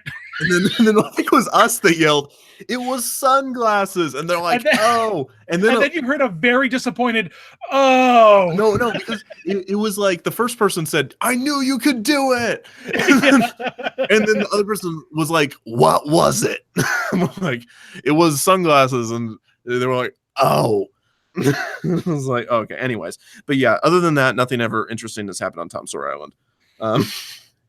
Could have something for kids. Yeah. Okay. We should move on for super chats. Okay. Next super chat is: will Disney make a Kingdom Hearts ride? No. It's not well known enough. I love the parks and I keep up with Disney. I've never even tried it. It's not well known enough. Are you kidding me? Among Kingdom Hearts? Among the general public? Well, hold on. Let's. Do you think was the question? Hold on. I should say that I'm not. I don't play video games. I don't own a console. I just make videos. So please do not attack me. I am not a video gamer. No, the question was, will they ever make a Kingdom Hearts ride?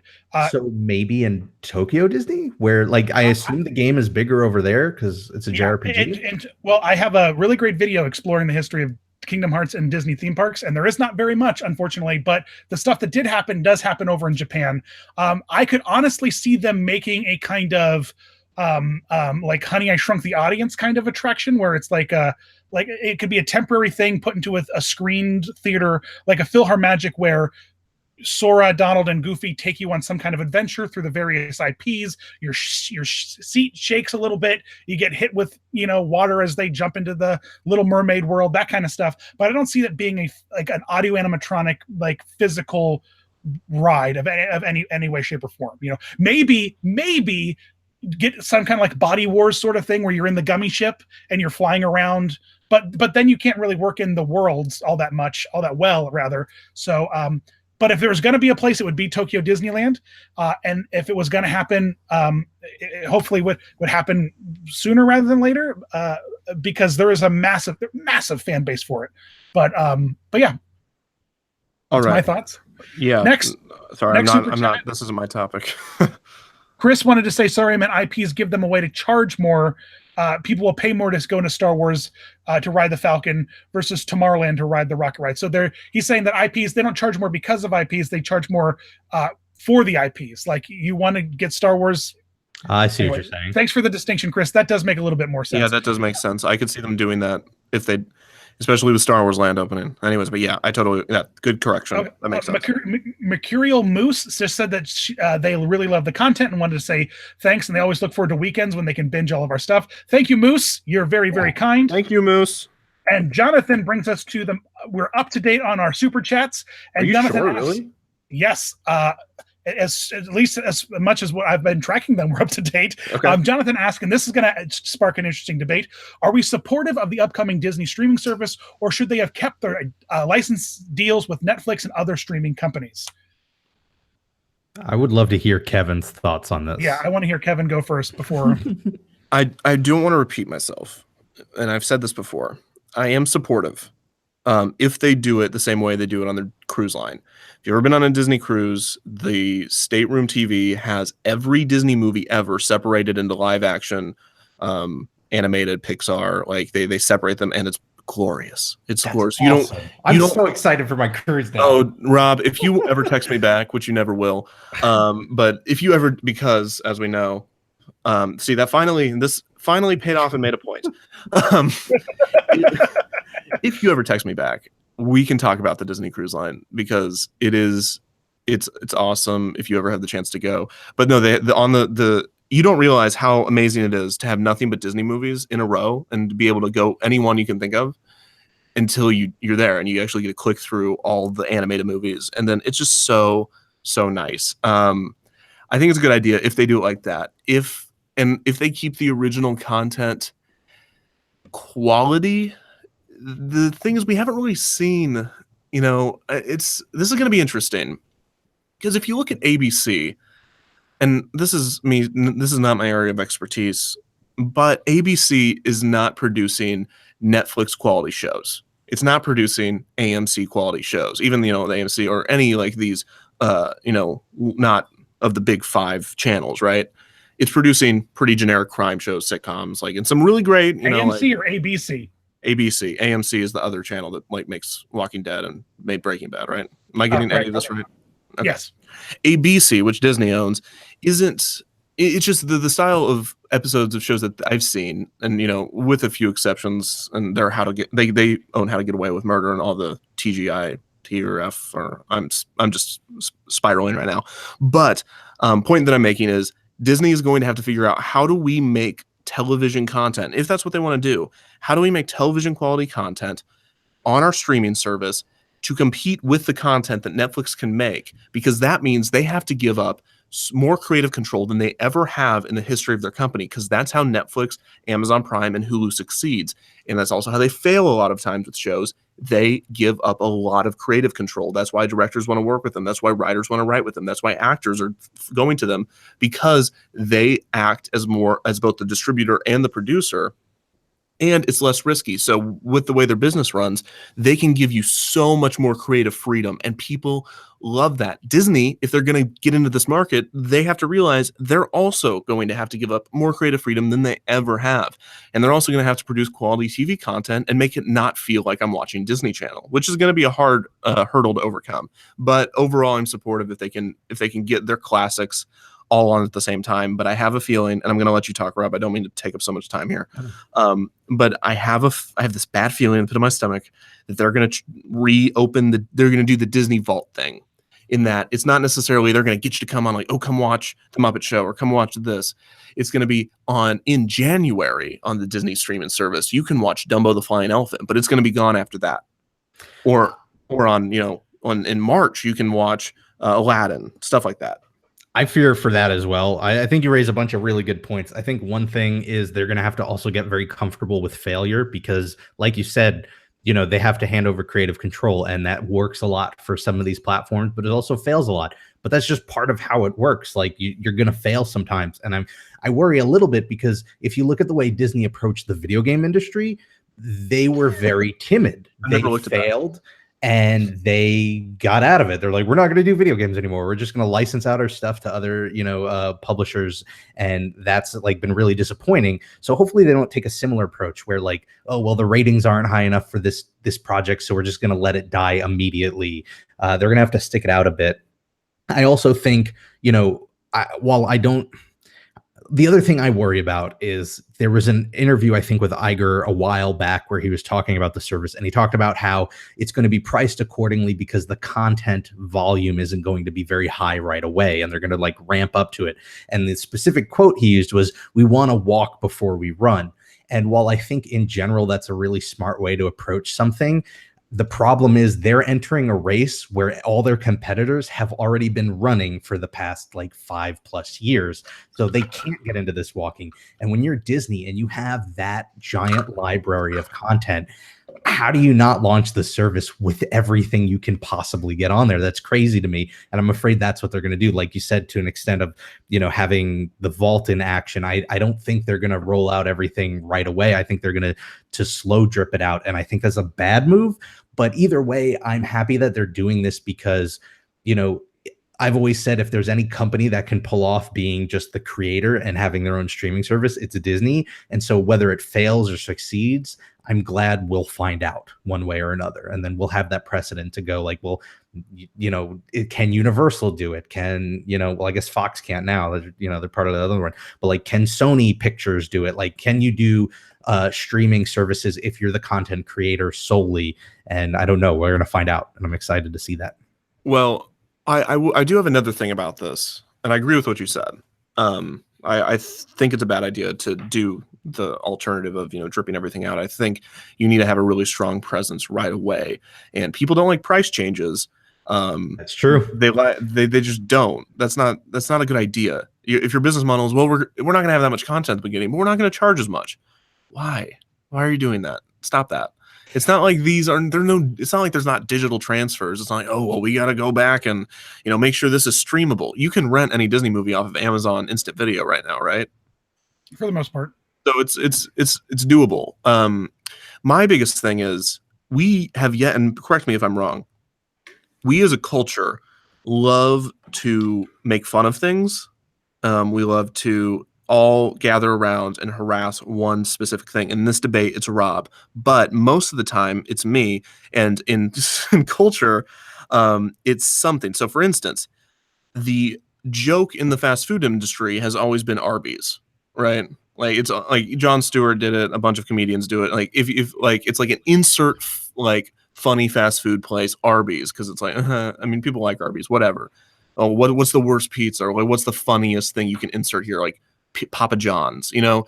There is not that for streaming services. Netflix, Hulu, and Amazon Prime, and again, maybe I'm mistaken, have very strong brand presences right now. And if Disney enters that and fails, they will become the Arby's of streaming services, where they will be a catch-all for jokes. And that is going to tarnish the brand even more, because Disney survived the Michael Eisner era where there were, could you imagine if Disney Quest happened tomorrow in the same exact way? The internet would lose their minds. It would be the funniest thing ever, because it's the funniest thing ever, right? Yeah. There's no, like, it's so close to becoming a meme. It already almost did with the announcement of the name even. It happens fast too. Like Netflix, while their brand is strong, keep in mind they had a few like feature films premiere. I think it was earlier this year that weren't good, and very quickly it became like straight to Netflix. Almost became our generation's new straight to DVD. Aladdin 2. Yeah, exactly. I think that it's you. I would. People are going to subscribe to it because it's Disney's subscription service. I mean, that's the bottom line. There is just a core amount of people that just see the name Disney and with not even knowing what it is or what they're going to get, they're going to subscribe to it because that's just what they're going to do. I would be more reluctant to subscribe to it if I can't go on there and show my kid a nice high quality, Blu-ray, or at least a 1080p, cut of Snow White or Cinderella. I want to be able to log on to Disney streaming service and pull from any one of the Disney films that I know and love to show my family without having to go onto iTunes or go find it somewhere illegally because it's vaulted somewhere. I mean, Disney has to work their way into the modern age, because if they start this service and act like they don't have any content, it's ridiculous. I mean, they've got the Disney Channel, they've got ABC. I mean, they've been doing this for a while, though. I mean, we have to acknowledge the fact that they have been creating content with full control on the Disney Channel, with a decent amount of control on ABC, and there have been good things that have come out of it. You know what I mean? Like there have been some really great.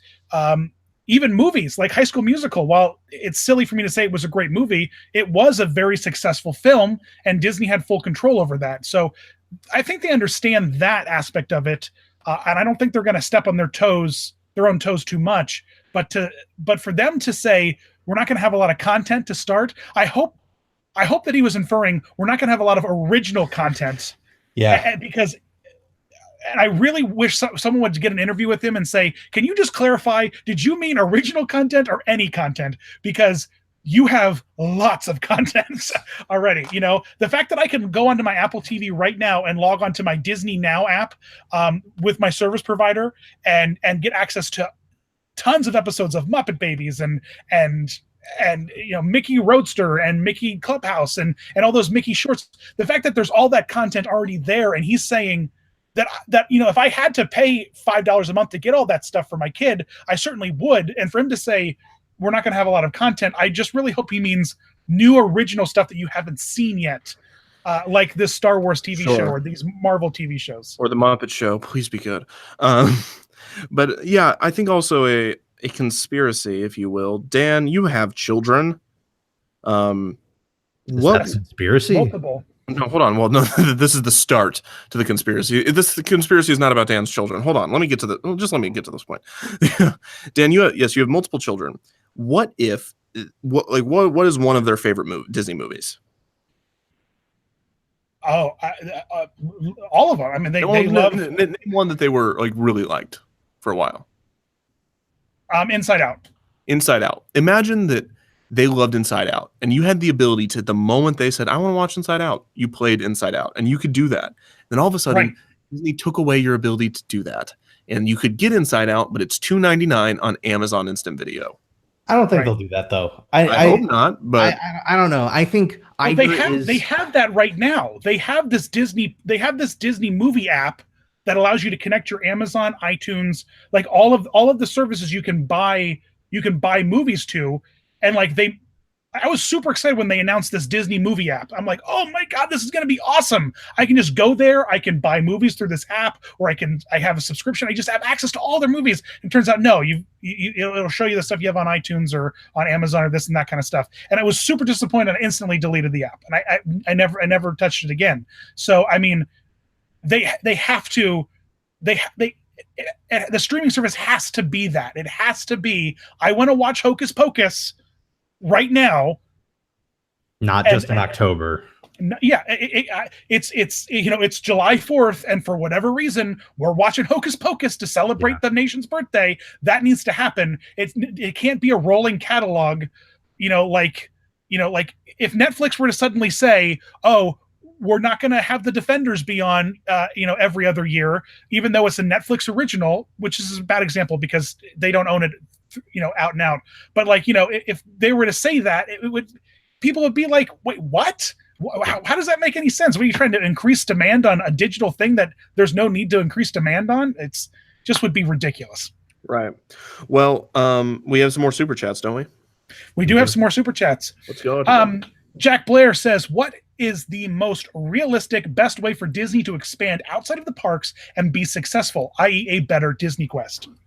Good question. I love this question. I think about this a lot. Yeah, I think this is a great question. Great question. Rob? They acquire the Void and start popping up voids in various cities with Disney-themed IP adventures. I have an answer, too. I think that's a great answer, because the Void is awesome. I think that's a good answer, yeah. And the Void is awesome, and the Void is what Disney Quest should have grown into, and they should have continued to innovate into, instead of just letting it be a stagnant what it was. And I think that's awesome. And if voids were to pop up, it's a new technology that's, have it pop up and be like a movie theater where I can go select like 10 different experiences, like, not just Star Wars and Wreck-It Ralph so far. Let it grow, but that would be that would honestly be a phenomenal. And just quickly, because a couple of people are asking what the Void is. The Void is essentially a virtual reality experience in Disney Springs and downtown Disney, and they have a few, I think, in London. And the idea is essentially you're wearing your VR set, you're not tethered to a computer, and you're going through an adventure with your gun or whatever the weapon ends up being. And so it's a highly immersive virtual reality experience. And it was I think, what was it, 15 or no, it's $30 for 30 minutes or something like that. I forgot what the price was, but it's that sort of affordable, go out on a Saturday night and try out this cool thing. But it's a VR that you can explore the 3D space in a physical space. So where you see a door, there is a door. Where you see a chair, there is a chair. So it's phenomenal. It's really, really cool. I have yet to do it, and I really want to. I will. That's a good answer. Can I present a new answer? Well, you had a new answer. What was yours, Dan? They need to get into this is a completely weird way for me to Tricky Cran, you got to knock that off. She just dropped another $50 into super chat. You are too sweet, you're too kind. We don't deserve it, honestly. Stop that. That is no, you're very, very nice. That's so nice. Hershey Park here in Pennsylvania recently just said, they were very vague. They're like, we've got a big announcement coming. The biggest announcement Hershey Park has ever announced. This is going to be huge. We're having a press conference. National media is gathering around. This is going to be massive. And I thought to myself, oh my God, what if Disney low-key is purchasing seasonal parks or purchasing a stake in seasonal parks to drop certain characters or certain attractions so that it still stays that seasonal park that is local, that's Hershey Park and whatnot, but it has one or two Disney attractions, Disney characters you can meet. This just popped into my brain. I don't think it would ever happen. But what if Disney bought a big share of Cedar Point and they took Snoopy out of it and started dropping their own characters in it? And so, not that they outright own the parks, but they license out and Why wouldn't Cedar Point want to have Mickey, Minnie, Donald, Goofy, and Pluto as a pole instead of Snoopy? Well, Who cares first of all, about Snoopy? Can I just add really quickly? This sounds like the setup for a future Defunctland video. Yeah, like this this sounds is like- an idea. sounds As like- I'm hearing you say this, I hear I Kevin. didn't say it was a good idea. I didn't say it was a good idea. I just said it was an idea. This sounds like something that almost happened in the 90s. Like the CEO of Cedar Fair, Kieran Burke, and Disney CEO Michael Eisner met at a furniture store in Los Angeles. No, that's a terrible idea. It's so bad because the quality on regional amusement parks are, well, one, you're diluting the brand.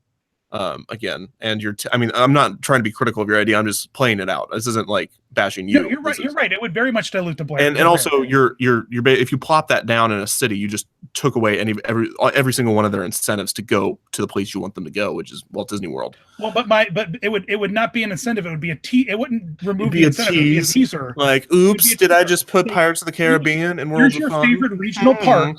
We're going to keep it the way it is. We're going to keep management in place. They're going to continue to grow it and build it like a regional amusement park. But it's going to have a light hint. It's going to have that A whiff. that lime Diet Coke touch of citrus, Disney citrus.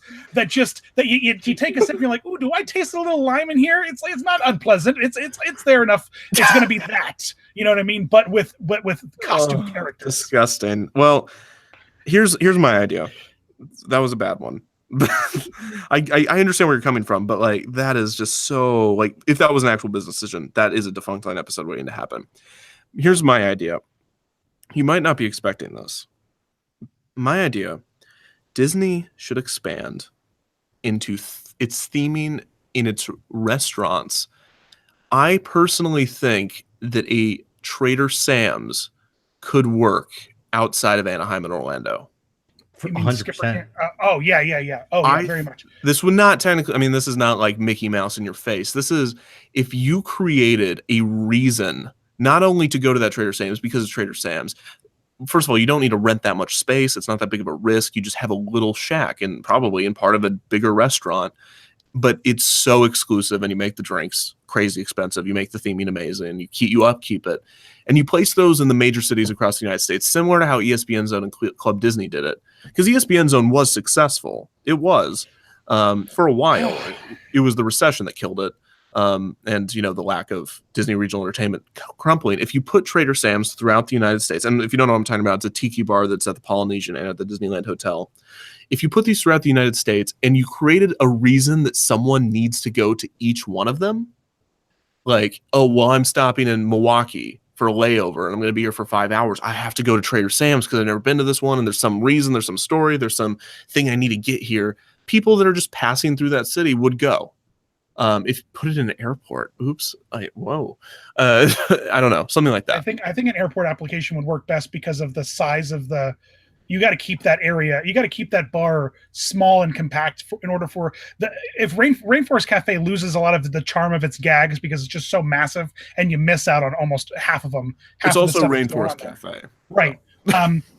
I almost am 100% certain that you have not been there, Kevin, but I'm sure Rob has had an experience with the Jekyll and Hyde restaurants in New York City. Yeah, I have. Yeah, so a long time ago. This is already a thing, themed commercial dining, and I completely agree with you here, Kev, that this would be a very good way to go about it, because the market that's there now, people are going to and spending lots of money. I'm talking $13 for a Diet Coke with no free refills, and they're buying this stuff, and it's awful.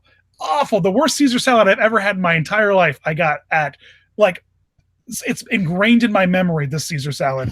I got at the Jekyll and Hyde restaurant in New York City. So I think there's a massive opportunity for Disney to do that, and I think it's a brilliant idea. Let's get Bob Iger on the phone now, because he's really on a roll with making really great ideas. So R.I.P. Dan's taste buds. And by the way, in the chat, just let everyone know, Trader Sam's is one of the greatest themed experiences that you can go and have as an adult at the Walt Disney World Resort. Dan's taste buds. You see all this stuff going on back here? It's the beginning phases of me building my own miniature Trader Sam's tiki bar in my basement because I am in love with it so much. It's my lifeblood now. It is really great. And someone put on the chat, Kevin, didn't you say Trader Sam's was racist? I did say that. The character, it's toned down in the bar, in the ride. It has nothing to do with Trader Sam in the bar, really. It is. The only hint of it is like the shrunken heads, maybe. But I mean, it's like just in the Disneyland Resort. There's a bunch of references to him on the walls. Yes. Of course there are. Yeah, but I'm saying in Walt Disney World, and also the bar is named Trader Sam's. Right. But there isn't an animatronic of Trader Sam's there, you know, like cultural appropriation. Anyway, let's not get Kevin started on that. I think that you can't. I don't think you can top theme dining experiences across the country because it's less of a risky play than like building a multi-million-dollar indoor amusement park like Disney Quest. Yeah. All right. J Dude, he wants to know what our thoughts are on Disney doing the Disney Vault. Is the Disney Vault a good idea or a bad idea? It was a good idea when it started in like the 30s and 40s, but now it is an outdated idea, and hopefully they drop it. Yeah. I feel like they only do Disney Vault stuff for animations that are from the 30s, 40s, and 50s. I feel like they don't Disney Vault Pixar films. I don't think it doesn't work anymore. I mean, it worked. I mean, it was the whole like it's going back into the Disney. Well, definitely you wouldn't do Pixar films, and you wouldn't do. I don't think any of the Renaissance films. I don't remember exactly what they were doing, but I just distinctly remember for like a decade, those cultures were like, get it before it goes back into the vault, and then the commercial would end with the vault closing, and the vault looked like Mickey Mouse. And anyways, it was great at a time where the only way to see movies was at the movies. So like if you didn't catch Pinocchio, like you just didn't see Pinocchio. So you needed it to come out of the vault. And it kind of made sense when it was VHS in the early days because they were very unsure of like what that market was going to look like because VHS was a brand new technology, and this idea of people having easy access to their films, they didn't know how that was going to, you know, affect the value of their films in general. After that, once you get into DVD and Blu-ray and stuff, like there's no real need for it. It's just artificial scarcity, you know? Yeah, I think that's a good answer. Do you want to move on to the next super chat, Dan? Sure thing. How big, Chris wants to know our thoughts on, or if we actually have any facts, and Rob probably does, how big of an issue is the swampy areas around the Magic Kingdom? I hear Tron is having some issues because of it. Rob. I mean, are they cannibalizing any of that Persia hotel area for it? Or is it just like... That's a good question. I haven't actually... Is the show building going to butt up directly against the access road that goes behind? Just a little side tangent while Rob looks at Google Maps. If you have the opportunity to go to Disney World in a rental vehicle, take a moment. No one is going to stop you, and drive up to Disney World like you're going to the Contemporary Resort, and then drive past the Contemporary Resort and do the big loop that takes you behind the Magic Kingdom, because it's a very interesting little drive there. You get to see some backstage areas like the housing for the monorail where they do all the service work on it. You get to see cast parking lots, some big lots where they have a lot of utility stuff. If you're not supposed to do this, don't do this, please. It's a public road. You can just drive right through it. I think actually a bus took me there one time. Yeah, no one will stop you. It's definitely a very interesting experience. So if you have that chance to do it, do it. So Rob, what do you? I believe it's just going to hug up against World Drive. There's like a little water access that I think they're moving for it. But if you look at the overhead, like it's going to be tucked behind Space Mountain and like past the Barnstormer, and there's like a patch of land. So I don't think it would actually touch any of the land that was meant for the Persian, which was sitting on the coast of Bay Lake.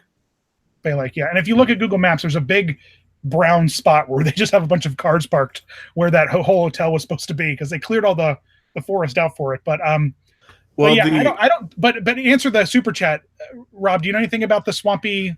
So I don't know about Tron in specific, but it's I mean historically it's been a problem. Like that's Epcot. Part of Epcot. They talk about when they were constructing the monorail, how much of a pain it was because they didn't know how deep each pylon was going to be, because they just had to keep going until it was solid enough.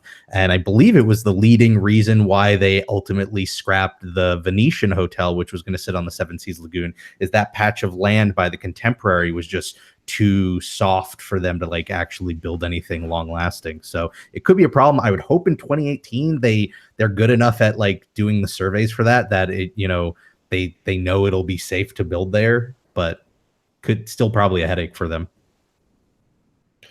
Yep. You want to go on the next one? Sure. Cody wants to know if he thinks we'll ever see a Pikachu walk around character in Epcot. Yes or no? No. That'd be cool, maybe, but no. I don't think that'd be cool. It's just in the back, maybe like the back of the Japanese pavilion or something. I will say that there is a historical precedent set for some characters to appear on Disney property that Disney does not own the explicit rights to and that they license. So it is not out of the realm of possibility. I mean, heck, we had Tom and Jerry in MGM Studios. You know, MGM does not count. I'm just saying that. Do you want to know my theory on MGM? Okay, sure. MGM was made at it was developed in the late 80s and came out in 89, right? Right. It was Michael Eisner joined in 84. This is baseless speculation. Please do not take this as fact. This is my theory. Michael Eisner still had so many connections in the movie industry that it was way easier to license those properties. It could never be done now and Michael Eisner couldn't have done it a few years later. It was just because he still had so much networking and so much pull to that is a Kevin conspiracy theory that I'll get behind. That it was just he was so well connected and he was still so well respected that he could probably just like call up whatever company, Warner Brothers, hey, can I have Tom and Jerry, or whoever owns Tom and Jerry? And it was basically nothing. There was no competition. He had all these people on whatever his cell phone was in the 80s in 1985. I don't even think that's as baseless as you like. I remember. I'm not sure where I remember reading it, but I remember reading that like things like his personal friendship with people like Clint Eastwood is why he was able to get Clint Eastwood in Great Movie Ride, like get the likeness rights and stuff like that. And then his relationship with Jim Henson, but we won't go into that because it's a spoiler for future Defunctland content. But yeah, essentially, I think you're 100% right. Michael Eisner knew everybody, didn't he? He he was huge. Not only had he been with ABC, but not only had he been with Paramount, but he was also high up in ABC, and he was making decisions. He was there. He has a long career before he even got to Disney. Right. Yeah. But to circle back around to say that, and this didn't even occur to me, but obviously Universal has just signed licensing rights with Nintendo for their park, so you're more likely to see Pikachu bouncing around Universal Studios than you will ever see him in Epcot. And yes, they sell Pokemon merchandise in Japan because it's a cultural milestone of Japan, and it's of course they do. You know, that's what else are they going to sell? Okay, Dan, we're going to call the super chat. So this is the last call for any super chats, everybody. We're gonna answer everybody's, but we are gonna wrap up. 3 more. Okay. We have 3 more as it stands. So you've got until midnight Eastern time to submit a super chat. And thank you so much. We did not need this. We did not ask for this. It'll be well appreciated, and we will split it 3 ways. So thank you to everyone that has been super chatting, and we hope we got to everybody. So really, just thank you. It was not necessary, but we appreciate you watching. For all they know, as soon as this chat ends, it's Kevin being like, "Listen, boys, I'm keeping all of this, all right, and you're going to tell everyone that we split it." I think we've already established that my on-air persona is much meaner than maybe the same amount of elusive as Rob's actual texting style. Yeah, people have a really, really hard time separating Kevin on screen versus Kevin off screen. But anyway, I digress. Windows 95 had a really fun little joke saying he's still waiting for Disney to make a Superstar limo theme park, which I could get behind. In meme culture, I think you could do it. I think what I really think we should do is do a Superstar limo, the Void experience, where you have to. Moving on. Next question. Is it fair that Disney keeps Mickey Mouse as their copyright IP, even if it means changing copyright laws for the country? Should it be in public domain? Oof, what a can of worms to open. Can you say that one more time? Is it fair for Disney to continue to push the copyright deadline so that they can continue to control the Mickey Mouse IP? Okay, or should Mickey Mouse be in public domain? Okay, here's my thing. Copyright law is okay. So Rob, do you want to answer this, or can I take this first? You go ahead and take it. I don't know enough about all of copyright law to. I Man, don't it's know such either. a. No one does. It's a beast. It's changing every day.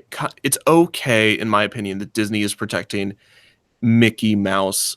I wish it didn't set such a precedent. I wish it could be such an exclusive thing, but Mickey Mouse is so Disney. Could you imagine what would happen? I mean, they have such a strong case.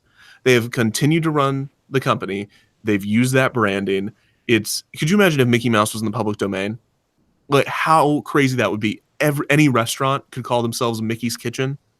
Any Right. I think any store could sell Mickey Mouse merchandise. It would be a madhouse. It would be ridiculous. You go to a doctor and they could be like Mickey's Pharmaceuticals, like anything could do that. It's nuts. It would be, it would be, I mean, they have such a strong case that this is so different and so much weirder than anything we've ever dealt with that we need to, that we need to like, that we need to change or at least bend because it's just so different. So that's my I don't understand, and again, I don't understand copyright law, but I don't get why they can't establish a law that says that if a character is not being actively used, like hasn't gone into, hasn't been. So that's about how trademark works. Like you're saying, if it's used, the copyright extends. If it's been continually used and it hasn't and it hasn't lapsed, if the use of it hasn't lapsed for over almost like the Fantastic Four deal they had with Fox, it has to be used every 4 years, or the copyright expires for it and becomes public domain. That kind of thing. Well, the issue with that is that copyright law does not speak in terms of characters; it speaks in terms of properties. And now you're touching music. So the Star Spangled Banner, for instance, is in the public domain, but a company could have grabbed that and taken it as long as they could have, and they could still, be using it now. Like Disney could own the Star Spangled Banner if they passed on the rights the right way under that precedent. And again, this isn't my field. I'm not a lawyer. I'm talking based off of experience and researching this in depth. But this, of course, could all be wrong. But copyright law, it expires. I don't know the exact time. I want to say 100 years or around there. And we are nearing 120, right? Is it? We're nearing. We're nearing Mickey's century of creation, right? Yeah, Mickey's 90th birthday is November 18th. So right. So he's up there. Yeah. And this is why so many people talk about tort reform, and so that laws really need to be updated for the modern age. And I think that you make a great point that you can't tie a song to something like that because obviously, when will that ever expire? But but you're right. It has to be. They have to do something to change the way that they should be able to do something that changes the way that those laws are written without affecting things that are more open to public domain, like Happy Birthday and all that kind of nonsense. Right. Well, the another issue is that copyright law is it leans so heavily towards large companies. This is the other end. It leans so heavily towards large companies, and we were talking about this earlier today, Rob, over Discord. In that Marvel, with Marvel, and we can get into this discussion a little bit before we go. It's a bit ridiculous because it's not a matter of what you're doing is illegal. It's what you're doing is a prosecutable offense. It's not breaking the copyright law is a lot different than breaking other laws because you have to prove it in court and it's a fine. It's not, you're not hurting anybody. If anything, you're losing someone money, and the person you're usually losing money, unless it's like a mom and pop's operation, it's a giant corporation. So what we do falls under fair use, but fair use goes back to the radio days and has barely been updated since then. So it's so crazy. And because it's whoever has the biggest law firm and wants to spend the most time. Disney I'll give them credit. They can't, I think their whole, we should be able to have Mickey Mouse is fine, because overall on copyright, Disney's kind of lenient, especially with us YouTubers. What I still stand by that what we do is in fair use, and that we credit, and they own the footage, and what we do falls within that use of fair use, but they could easily go after any YouTuber that uses anything. But I think Disney realizes that, look, the copyright, this is helpful to us. Like if all these YouTubers are talking about us, if all these people on Twitter, on Facebook that are selling photos, whatever, the sub industry is doing good for us, and it would be bad for us, press and monetarily, to go after them. So because of that, and because I'm biased, because they're allowing me in a way by not bullying me through lawyers to run my show, and they're allowing you and Dan and Rob here to run their shows, I'm like, sure, they can have Mickey. If they don't sue the small YouTubers because we're using their stuff, I think it's okay that there won't be 1,000 Mickey Mouse's kitchens across the United States. There could be movies starring Mickey Mouse. I mean, when you get into the copyright law and Disney's influence on it, that honestly could be a whole 3-hour stream in itself. Yes, so many branches of that topic to cover, and pros and cons and stuff. Yeah, I'm torn. So I guess we'll do some research and we'll come back to this topic the next time we get together. Chad wanted to say any news on a Disney YouTube Discord. He DM'd Rob about it a few days ago. Obviously, Rob didn't answer. Sorry. So thanks so much. Thanks so much for consistent, great content, you guys. And the answer to that is simply, we are all very active on each other's Discords, which are all based off of the lowest tier reward off of Patreon. I'm new to the game, but if it costs you $3 a month, $1 to each Rob, Kevin, and I. And you get access to our Discords with a bunch of great stuff. And yeah, so that's, as it stands now, that's probably the best way to get into the group. My Discord, shout out to my Discord if you're listening. I love you all. It's for the record, I replied to Chad pretty quickly. I had just forgotten to pass it on to Dan. So great. That was my problem. So it's $1 for my Patreon. And that gives you access to the Discord. If you want to give more, thank you, and you can get other, cool things, and you can go read about that. But if you just want a cool place to talk to us, just Dan's Discord, my Discord is probably I don't know about yours, Rob. Mine's really active with people. Yours is intimidating if you're new to it and you have no idea what's going come on. It's all dank memes and like really weird robots that like Kevin is always watching. It's a little intimidating. Well, okay, don't diss my Discord. No. But I'll talk to the gang and see what everyone's opinion is about making maybe like a theme park tube Discord. That's not out of the realm of ideas. So who wants to watch Rob and I duke it out in text form? it'll be like sick burns like the next Rob. 6 days later, hey Kevin, I just saw this message. I have to give it to Rob. He responds very quickly on Discord. I don't know what the magic is, but he does it. All right, let's move on to Crystal wanted to say thanks so much. It's been fun. Thanks, guys.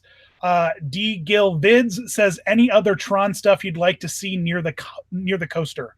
Yes. I'd love to see it all be in Japan and not in the United States. Well, that'll never happen. Shanghai. The good thing's happening, and we're getting it here in the U.S. It's in Shanghai right now. It's not in any of the Japan parks yet, is it? No. There's only one Japan park, or there's 2 Japan parks. Sorry, I'm getting mixed up. Hong Kong and Shanghai. I would imagine that neither of you had the chance to experience it, but I did. I got to experience the Tron dance party, the Electronica at Disney California Adventure. Oh, yeah. And the area theming was actually pretty fun. I have to say, the way that they made that whole glowing, like the clothing and the buildings and stuff come to life in a really unique and fun way. I think that there won't be any kind of payoff during daylight hours of any of that Tron stuff because the sunlight will drown it all out. So I would assume that most of the fun stuff will be in the queue, in like an indoor queue. I don't think it's worth for Disney's time and energy to put any kind of intense theming in the area of the ride that has any access to sunlight, because it would just drown out any of the fun effects. So cool. You want to move on? Yep. Downscale says, who should replace Stacy on Resort TV? I don't even know what that question means. Me, I'll take the job, Disney. I'll sell out in a heartbeat. I'll do it. Oh, I will also. Well, I probably won't want to do that. Never mind. I'm so uninformed when it comes to like other YouTube stuff. Anyway, we won't get into it. That's not that's just like the you go to the parks, or not the parks, you stay at the resorts and they have their right internal channels that like show off everything. It's like the host for that. My very good friend Tyler Bunch did all of they do a lot of Muppet. They have like a Muppet interstitial on that. where like a Muppet talks about the Disney Vacation Club. Oh my gosh, I watched that for like 2 hours. That was Tyler? That's Tyler Bunch doing that. Yeah, he's bearing the big Kirk blue Thatcher house, directing right? it. Yeah, and I thought it was hilarious. And what infuriates me is they only let one of his improv bits in. Otherwise, the script was so boring, and they kept improvising on set with some hilarious stuff. I've seen and heard some outtakes, and they only left one bit in. It's like right at the end of like the 30-minute presentation where like the puppet trips somebody or something. But anyway, yeah, that's Tyler. Awesome. It was almost Nate. Mitt Kitty asked, do you think they'll ever replace the Three Caballeros ride in Epcot? And Kevin has the best reason as to why they likely will not unless they think of something else. We talked about this last debate, and the reason is that the capacity has to be so low because there's a restaurant right where the line is. If you replaced it with something like Coco, the line would be out of the restaurant, and I think that's not what they want. I think they just want something there, and I don't think that they want a e-ticket or even close, or a property that could go on an e-ticket. Anything near that. Three Caballeros is the most is simple. People go on it, but it's not out the door because that would ruin the atmosphere of that restaurant unless they were going to do some major renovations. But if you, first off, I apologize, Krista. I typed Crystal because I have dyslexia. Anyway, if you look at like Google Maps of Epcot, there's plenty of room for them to do an outdoor queue that takes you around the side of that building and do some theming there to maintain the ambiance of the indoor thing. I personally would love to see it, but you make a very good point. As it stands now, they could do a facelift of that ride, but they did it for Frozen Ever After. They built out this whole thing, this indoor queue thing that Maelstrom never had. That like in the Arendelle area that you wait in and you go through the Oaken Trader thing. That was never, that big involved queue was not there for Maelstrom, right? No, wait. You mean inside Maelstrom? When you went into Maelstrom, it was more or less like, I thought like a straight, like one of those up down queues. I believe they reversed it. I believe now that whole queue area inside was actually the post-show area. The post-show area, yeah. And so I could easily see them building something on the side of that building behind the trees, and there's a little entrance. I mean, if there's one thing that people don't understand about like Magic Kingdom and them building on and adding on Tron is a perfect example. Just look at how they do things like Soarin' in Epcot, how they do things like Indiana Jones in Disneyland.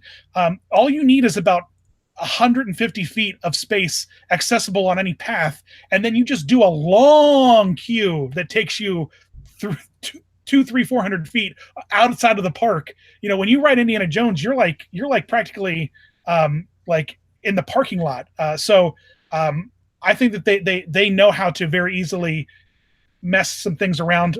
I think it would fit in perfectly. I would love to see it, but who knows if it'll ever happen. You want to do the next one? Sure. Chad Johnson says, please do more of these shows. They showed up late, but it's been a lot of fun. Jack Blair says, love these videos. Thanks for the great content. And Ninja Man is asking the important questions, and I want an answer for this too, and I'll help you. I'll write this episode because this was lifeblood for me growing up. Thank you so much for this. It was fun. By the way, Defunctland TV Nickelodeon Roundhouse. If it wasn't on Kevin's radar, it's on it now because I'm going to make it happen. Roundhouse was incredible. Okay, I will. Do you know what it is?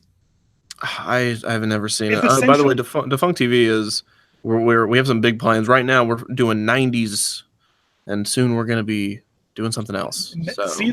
Box set 2 of Defunctland TV. Yeah, it's not in seasons. Defunct TV is in box sets. So right now we're doing the 90s kids. That was a Disney Dan idea. Yeah. Yeah. The conversations with Dan, I'm very honest with Dan, and so Dan will call me and give me an idea, and I'll be like, "That's not going to work." And then whenever he gets one, it's like, because I get excited too. I was like, "Box set, that is perfect," and he's like, "Yes!" And so you got a glimpse into that victory. Yeah, the amount of horrible, soul-crushing advice that Kevin gives me on a day-to-day basis would just make any one of you cry. It's good-hearted though. Jeez, please. Essentially, it's the end of Kevin's career, and everyone else is fine with it. When Rob does answer his text messages, he's so uplifting and full of love. So I respond right away, honestly, and you can't handle that. But no, essentially Roundhouse was Nick at Night or Snick's version of SNL. It was a kid-friendly SNL, this variety sketch show that was hilarious. And then all that later. All that did it better later, yeah. Okay, but, gotcha. Yeah. All right. Is that it? That's it. That's all of the super chats. This was really, the debates need to not be between us. They need to be with the audience moving forward. us just fighting off comments, just like in that Last Jedi back to back, like fighting off the commenters. But no, seriously, thank you really genuinely for everyone that not only came, that, you know, gave through super chat. This is, anytime we get these donations, we will split those 3 ways. I always try to put them back into production, and all my animated intros do cost money because I can't do R-type. I ship those out. And Dan, of course, needs money so he can write scripts for me sometimes. And Rob needs money so he can burn down the world as we know it. I'm actually use my part to get a 3D printed version of you that is linked to the clip where you say you miss Michael Eisner. You push the button and it just says, "I miss Michael Eisner." Yeah, that's gonna be. Yeah, we're actually, Rob and I are gonna start a little Kickstarter for those little like that was easy staple buttons, but it'll just be a Kevin's face, and when you tap it, it'll say, "I miss Michael Eisner." And do I get? It's at least in my defeated. I don't want to say this, but I miss my technology is amazing today. The things you can do with a simple audio clip are great. Let's see what we can play with. It's scary. Leave it, if you made it this far into the video, if you're not watching live, or if you're watching live, leave a comment below and tell us how much you want to get. I miss Michael Eisner, Kevin face button, and for shirt or pin. That'd be a great pin. Sure, Teespring can do that. All right, Rob, thank you so much for coming on. Thanks for having me. This was fun. And like, I mean, look, we have differing views on the Disney parks sometimes. What? It's all good natured. Yes. And this is like the fastest way I communicate with people. So I enjoy doing this. It should be noted at the end of the trilogy of our debates that Rob and I do not dislike each other. No.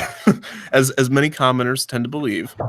On the contrary, I love watching your videos. It's a fresh perspective, you know? Yes, and you know, if I want to be like, that's why I'm right. I watched Rob. I'm just kidding. No, but really, Rob's videos. I want there to be a actual glossary, some sort of like, because it feels like you could just go and like look up Disney Vacation Club and flip to the D, like Disney Vacation Club, click on it, and then you have basically a video dictionary of the history of it, of Rob giving it to you. And I do really appreciate. I mean, there needs to be more content that is as unique as Rob's. So, Rob, thank you so much for coming on. Yeah, anytime. Dan, I'll text you later. Thanks, everybody. I'm just kidding. Dan, thank you again for coming on, as always. It's always a pleasure to have you, and I hope the channel likes you because we have some fun things in store. Some really fun things in store. Man, I love Jack Lindquist. But yeah, no, it was always a pleasure. Always a pleasure chatting with you guys. We should do like a sweepstakes. Like you can get on one of these live streams. Like remember when they used to do those like in the 90s, like all the time. Like you can go on set and be an extra. We should do charity auctions. Oh where all the money goes to the charity of us. No, I really do. We should do some sort of charity fundraiser together for like Give the Kids the World or something. That'd be awesome. Right. But anyways, I should end this because it's late, and I want to thank everybody for the super chats. Thanks everybody for the normal chats. Thanks everybody for watching and listening, even if it's in the future and you didn't have the chance to engage. We really appreciate it, and have a great night. Good night, everybody. Ooh, come check out my channel tomorrow with a video with Rob and Kevin. Ooh, I'm excited for this. You thought I was drunk in this video. Wait till tomorrow. All right. Have a good night, everybody.